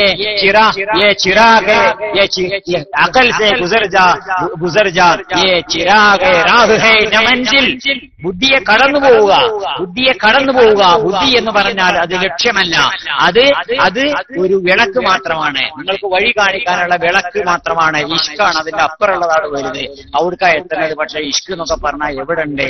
അള്ളാഹിനുള്ള ഇഷ്ക് എവിടെ ഉണ്ട്? റസൂലുള്ളാഹിനുള്ള ഇഷ്ക് എവിടെ ഉണ്ട് എന്നൊക്കെ പരിശോധിച്ചാലേ നമുക്ക് എവിടെ കാണാൻ സാധിക്കുക. അതുകൊണ്ട് നമ്മുടെ സംസ്കരണത്തിന്റെ അടിസ്ഥാനം യഥാർത്ഥത്തിൽ എന്താണ് എന്ന് മനസ്സിലാക്കിക്കൊണ്ട് നമ്മൾ സ്വയം സംസ്കൃതരാവുകയും അല്ലാഹു സുബ്ഹാനഹു വ തആലയുടെ പാതയിൽ സിറാത്തുൽ മുസ്തഖീമിൽ ഉറച്ചു നിന്നുകൊണ്ട്, കാരണം എല്ലാറ്റിനേക്കാളും വലുത് അതാ, മുസ്ലിമായി ജീവിച്ച് മുസ്ലിമായിട്ട് മരിക്കാൻ പറ്റുക എന്നുള്ളത് തന്നെ അല്ലെ? യൂസുഫ് നബി അലൈഹി ഇസ്ലാമിനെ അല്ലാഹു സുബ്ഹാനഹു വ തആല പൊട്ടക്കെട്ടിന്റെ ഒറ്റക്കണ്ടിന് കൊട്ടാരത്തിലേക്ക് എത്തിയ സമയത്ത് എന്താ യൂസുഫ് നബി അലൈഹി ഇസ്ലാം പ്രാർത്ഥിച്ച പഠിച്ചവനോട് മനുഷ്യന് വേണ്ടത് അധികാരമാണല്ലോ. റബ്ബി ഖദ് ആതൈതനീ മിനൽ മുൽക്കി വഅല്ലംതനീ മിൻ ഗൈബിൽ ഹാദിഹി മാതിറ സമാവാതി വൽ അർളി അൻത വലിയ ഫിദ് ദുനിയാ വൽ ആഖിറ തവഫനി മുസ്ലിമൻ വഅൽഹിഖ്നി ബിസ്വാലിഹീൻ എന്ന പ്രാർത്ഥിച്ചത്. റബ്ബേ നീ എനിക്ക് പിന്നെ സ്വപ്നത്തിന്റെ വ്യാഖ്യാനം എന്ന അപൂർവമായിട്ടുള്ള ഒരു വിവരം തന്നു, രാജാധിപത്യം തന്നു. എനിക്ക് വേണ്ടതൊക്കെയാണല്ലോ തന്നിട്ടുള്ളത്. രാജാവാക്കിയിരിക്കുകയാണ്, ഈജിപ്തിന്റെ സിംഹാസനത്തിൽ ഇരുന്നിട്ടാ പറയുന്നത് എന്നെ നീ രാജാവാക്കിയിരിക്കുന്നു. സ്വപ്ന വ്യാഖ്യാനം എന്ന അപൂർവമായിട്ടുള്ള സിദ്ധി പറഞ്ഞാൽ ഫ്രോയിഡിയൻ ഇന്റർപ്രിട്ടേഷൻ ഓഫ് ഡ്രീംസ് അല്ല, ഫ്രോയിഡിയൻ ഇന്റർപ്രിട്ടേഷൻ ഓഫ് ഡ്രീംസ് അല്ല. നമ്മൾ കിനാവ് കണ്ടാൽ ആ കിനാവിന് സൊസൈറ്റിയിൽ, സമൂഹത്തില്, രാജ്യത്തിനൊക്കെ ഇഫക്ട് ഉണ്ടാവുക, എന്തേക്കാരം അതിന്റെ റിഫ്ലക്ഷൻ, ഇത്തരം കാര്യങ്ങളൊക്കെയാണ് യഥാർത്ഥത്തിൽ യൂസുഫ് നബി പറഞ്ഞു കൊടുക്കുക. അങ്ങനത്തെ വലിയൊരു കഴിവ് ഇതൊക്കെ കിട്ടിയപ്പോ യൂസുഫ് നബി പഠിച്ചവൻ പറഞ്ഞു, എന്നോട് പറയുന്നത് പഠിച്ചവനെ എനിക്ക് നീ സ്വപ്ന വ്യാഖ്യാനം പഠിപ്പിച്ചു തന്നു, നീ എനിക്ക് രാജാധികാരം തന്നു, ഞാൻ അതിലൊന്നും സംതൃപ്തനല്ല. തോപ്പനി മുസ്ലിം വാലത്തിന് സാരി മുസ്ലിമായി മരിപ്പിച്ച് സജ്ജനങ്ങളോടൊപ്പം ചേർത്ത് തരണം, എങ്കിൽ മാത്രമേ സംതൃപ്തനാവുള്ളൂ. മുസ്ലിമായിട്ട് മരിച്ചിട്ട് മുസ്ലിമായി ജീവിക്കണം, മുസ്ലിമായി മരിക്കണം, മുസ്ലിമായി ജീവിക്കണം. നമ്മളൊക്കെ സംഭാവന കൊടുക്കണം. ഈമാനോടുകൂടി മൗത്താകാൻ 1100 രൂപ. മുസ്ലിമായിട്ട് ഈ ഭൂമിയിൽ യഥാർത്ഥ മുസ്ലിമായി ജീവിക്കാനുള്ള സൗഭാഗ്യം കിട്ടാൻ ഒരു 101 അല്ലേ? ഈമാനോട് മൗത്താകാൻ വേണ്ടി 1100 കൊടുക്കുന്ന ആൾക്കാരുണ്ട്. മുസ്ലിമായി ജീവിക്കാനുള്ള തൗഫീഖിന് വേണ്ടിയിട്ട് 101 കൊടുക്കാതെ അത് പണിയുള്ള കാര്യമാണ്. മറ്റതിനെല്ലാ കരിമേനി ജില്ലയിൽ ഒരൊറ്റ പൈസലാകരുത്, നടക്കൂല. കമാതഹ്യൗന തമൂതുന, നിങ്ങൾ എങ്ങനെ ജീവിക്കണം വെച്ചാൽ അങ്ങനെ തന്നെ മരിക്കില്ല. എനിക്ക് പരിചയമുള്ള ഒരു ആചാര്യാക്കുണ്ടായി, ഭയങ്കര പിശുക്കൽ, ആർക്കും ഒന്നും കൊടുക്കില്ല. മൂപ്പരെ പീഡിക്കൊക്കെ ആരെങ്കിലൊക്കെ റമദാനത്തിലൊക്കെ റെസീറ്റ് ബുക്കേറ്റൊക്കെ ചെന്നാൽ പണിക്കാർ വന്ന റെസീറ്റ് ബുക്കേറ്റിനെ ശ്രദ്ധിച്ചാൽ പറയും, എന്താണ് ജോലി നോക്കുന്നത്, ഓന്റെ പണി റെസീറ്റ് ബുക്കേറ്റ് നടക്കില്ല, എന്റെ പണി ഇവിടുത്തെ പണി എടുക്കും, ജോലി ശ്രദ്ധിക്കണ്ട. ഒന്നോട് കൊടുക്കൂല. അവസാനം അവര് താക്കോല് ആർക്കും കൊടുക്കൂല, താക്കോല് ഭാര്യയ്ക്ക് പോലും കൊടുക്കൂല, സ്വന്തം മടിയിലടോക്കും അല്ലെങ്കിൽ ബെൽറ്റിലടോക്കും, വേറെ ആർക്കും കൊടുക്കൂല. ജീവിതത്തിൽ ഒരിക്കലും തന്നെ താക്കോലും ഉപരി പെരിഞ്ഞിട്ടുണ്ടാവില്ല. അത്ര താക്കോലിട്ട് വലിയ ബന്ധാ. അവസാനം മരിക്കാൻ കിടക്കുന്ന സമയത്ത് ലാ ഇലാഹ ഇല്ലല്ലാഹ്, ഇളെ താക്കോലെവിടെ, ലാ ഇലാഹ ഇല്ലല്ലാഹ് എന്ന് ചൊല്ലി മക്കളെ താക്കോല് വേഗൊണ്ടിരിയോ, കുട്ടികളെ ലാ ഇലാഹ ഇല്ലല്ലാഹ് പറഞ്ഞു കൊടുക്കുമ്പോ താക്കോലെവിടെ എന്നാ പറയുന്നത്. അതെന്താ കാരണം? കമാ തഹയ്യൂന തമൂതുന, എങ്ങനെ ഞങ്ങൾ ജീവിക്കണം അങ്ങനെ തന്നെ മരിക്കുകയും ചെയ്യുക. അതുകൊണ്ട് മുസ്ലിമായി മരിക്കണമെങ്കിൽ മുസ്ലിമായിട്ട് ജീവിക്കണം. അതാ ഏത് നേട്ടമുണ്ടാവുന്ന സമയത്തും അതാ പ്രധാനം എന്നുള്ള ചിന്തയിലേക്ക് എത്തേണ്ടത്. ഏത് നേട്ടമുണ്ടാവും? ദാവൂദ് നബി സുലൈമാൻ നബി അലൈഹി ഇസ്ലാമിൻ, സുലൈമാൻ നബി അലൈഹി ഇസ്ലാമിന്റെ ചരിത്രം, അദ്ദേഹത്തിന് അള്ളാഹു തആല കൊടുക്കാത്ത എന്തനുഗ്രഹം. മൻമോഹൻ സിംഗ് അമേരിക്ക ഇന്ത്യ രാജ്യത്തെ മനുഷ്യന്മാരുടെ പ്രധാനമന്ത്രിയല്ല, ജിന്നയുടെ പ്രധാനമന്ത്രി, ജിന്നയുടെ ഏറ്റവും കൂട്ടിയത്. നമ്മള് അമേരിക്കൻ പ്രസിഡന്റ് ഒബാമ വലിയ പ്രസിഡന്റിന്റെ കാരണം ആ നാട്ടിലെ ആൾക്കാരെ പ്രസിഡന്റ് മനുഷ്യന്മാരല്ലേ. അവിടെ ജിന്നുകളൊക്കെ ഉണ്ടാവില്ല, ജിന്നുകളാരും കൂട്ടിയിട്ടല്ലോ. ജിന്നുകളെ പ്രസിഡന്റ് അല്ല സുലൈമാൻ നബി അലൈഹി ഇസ്ലാം, മനുഷ്യന്മാരും രാജാവ്, ജിന്നുകളെയും രാജാവ്, കാറ്റൊക്കെ മുമ്പിൽ പറഞ്ഞാൽ കേൾക്കേ, കാറ്റ് സുലൈമാൻ നബി പറഞ്ഞാൽ കേൾക്കാം. ഇങ്ങനെയല്ലോ പ്രപഞ്ചത്തിലുള്ള സകല പ്രതിഭാസങ്ങളുടെയും രാജാവ്, അങ്ങനെയുള്ള സ്ഥാന കൊടുത്തത്. അവസാനം സുലൈമാൻ നബി അലൈഹി ഇസ്ലാമിന് പിന്നെ അവിടുത്തെ ഒരു പ്രതിയോഗിയായിരുന്ന ബിൽക്കീസ് രാജ്ഞിയുണ്ടല്ലോ, ക്വീൻ ഓഫ് ഷേബ, അവര് സുലൈമാൻ നബി അലൈഹി ഇസ്ലാമിന്റെ കൊട്ടാരത്തിലേക്ക് വരും. അപ്പൊ ഒന്നും ഞെട്ടിക്കാൻ എന്താ ചെയ്യേണ്ടത്? സുലൈമാൻ നബി അലൈഹി ഇസ്ലാമിന്റെ പിന്നെ കൊട്ടാരത്തിന്റെ മുമ്പിൽ ബിൽക്കീസിന്റെ സിംഹാസനം കൊണ്ടുവന്ന് വെക്കണം. അപ്പൊ മനുഷ്യന്മാരോട് അത് ഇങ്ങനെ ചോദിച്ചു, സുലൈമാൻ നബി ആരത് കൊണ്ടുവന്നേരോ ചോദിച്ചു. അപ്പൊ ജിന്നുകൾ പറഞ്ഞു, പിന്നെ നിങ്ങൾ ഇരിക്കണോണ്ട് ഇസ്ലിന്റെ മുമ്പ് കൊണ്ടുവന്നേരാം. അപ്പൊ ഒരു പുണ്യവാളനായിട്ടില്ല, സംസ്കരണം കിട്ടിയിട്ടുള്ള ആള്. നമ്മളെ വിഷയം സംസ്കരണം കൊണ്ട് മനുഷ്യനെ ഉരുക്ക് എത്താൻ പറ്റുന്ന പറയുന്നത്. സംസ്കരണം കിട്ടിയിട്ടില്ല, ഊത്തിയ എൽമുനിൽ കിതാബ് കിട്ടിയിട്ടുള്ള ഒരാള്. അദ്ദേഹം പറഞ്ഞു, കബല ഇറക്കത്തേക്ക് പറക്കുക, കണ്ണുവെട്ടി മീക്കണീന്റെ മുമ്പ് കൊണ്ടുവന്നേരാം. കണ്ണുവെട്ടി മീക്കണീന്റെ മുമ്പ് കൊണ്ടുവന്നേരാം. അത് അവർക്ക് നമ്മൾ എത്തിയിട്ടില്ലല്ലോ. നമ്മളിപ്പോ എവിടെ ചെയ്യണോ? നമ്മൾ കമ്പ്യൂട്ടർ ഉണ്ട് അല്ലേ? നമുക്ക് അമേരിക്ക സ്വിച്ച് അമർത്തി അമേരിക്ക എത്താൻ പറ്റും, എല്ലാം ചെയ്യാൻ പറ്റും. പക്ഷേ അമേരിക്കൻ പ്രസിഡന്റ് ഒബാമ ഇന്ത്യ സന്ദർശിക്കുമ്പോ വൈറ്റ് ഹൗസ് എടുത്ത് മൻമോഹൻ സിംഗിന്റെ ഓഫീസ്, വൈറ്റ് ഹൗസ് എടുത്താണ് മൻമോഹൻ സിംഗിന്റെ ഓഫീസിന്റെ മുമ്പിൽ കൊണ്ടുവച്ചിട്ടുണ്ട്. ആ വൈറ്റ് ഹൗസിലേക്ക് ഒബാമയെ സ്വീകരിക്കാൻ മാത്രം അവിടേക്ക് നമ്മൾ എത്തിയിട്ടില്ലല്ലോ. നമുക്ക് കമ്പ്യൂട്ടറും കാര്യങ്ങളൊക്കെ ഉണ്ടാവും, നല്ല പുരോഗമിച്ചിരിക്കണം. പക്ഷേ അവിടുത്തെ സുലൈമാൻ നബി അലൈഹി ഇസ്ലാം എത്തിയത് മൻമോഹൻ സിംഗിന്റെ ഓഫീസിന്റെ മുമ്പിൽ ഒബാമയുടെ വൈറ്റ് ഹൗസ് വെച്ചുകൊണ്ട് ഒബാമയായിരിക്കും സ്വീകരിക്കുന്നത് നമ്മൾ ഉത്തരവില്ലല്ലോ. ബിൽഖീസ് രാജ്ഞിയെ സ്വീകരിക്കാൻ വേണ്ടി സുലൈമാൻ നബി അലൈഹി ഇസ്ലാം ബിൽഖീസ് രാജ്ഞിയുടെ തന്നെ കൊട്ടാരം പിന്നെ സിംഹാസനം എടുത്തിട്ട് കൊണ്ടുവന്ന് സുലൈമാൻ നബിന്റെ കൊട്ടാരത്തിലാണ് ഉൾക്കാച്ചത്. അവിടെ എത്തിയപ്പോൾ എന്താ സുലൈമാൻ നബി അലൈഹി ഇസ്ലാം പ്രാർത്ഥിച്ചത്? എന്താ അദ്ദേഹം അനുസ്മരിച്ചത്? ഇതെന്റെ റബ്ബിന്റെ അനുഗ്രഹമാണ്, എന്നെ പരീക്ഷിക്കാൻ. ഞാൻ നന്ദിയുള്ളവനായി ജീവിക്കണുണ്ടോ നന്ദി കെട്ടവനായി ജീവിക്കണമെന്ന് പരീക്ഷിക്കാൻ വേണ്ടിയിട്ടാണ്. ജീവിതത്തിൽ എന്ത് നേട്ടം ഉണ്ടാവുകയാണെങ്കിലും ആ നേട്ടത്തിന്റെ അടുത്തൊക്കെ ഈ ഒരു അനുസ്മരണം വരിക.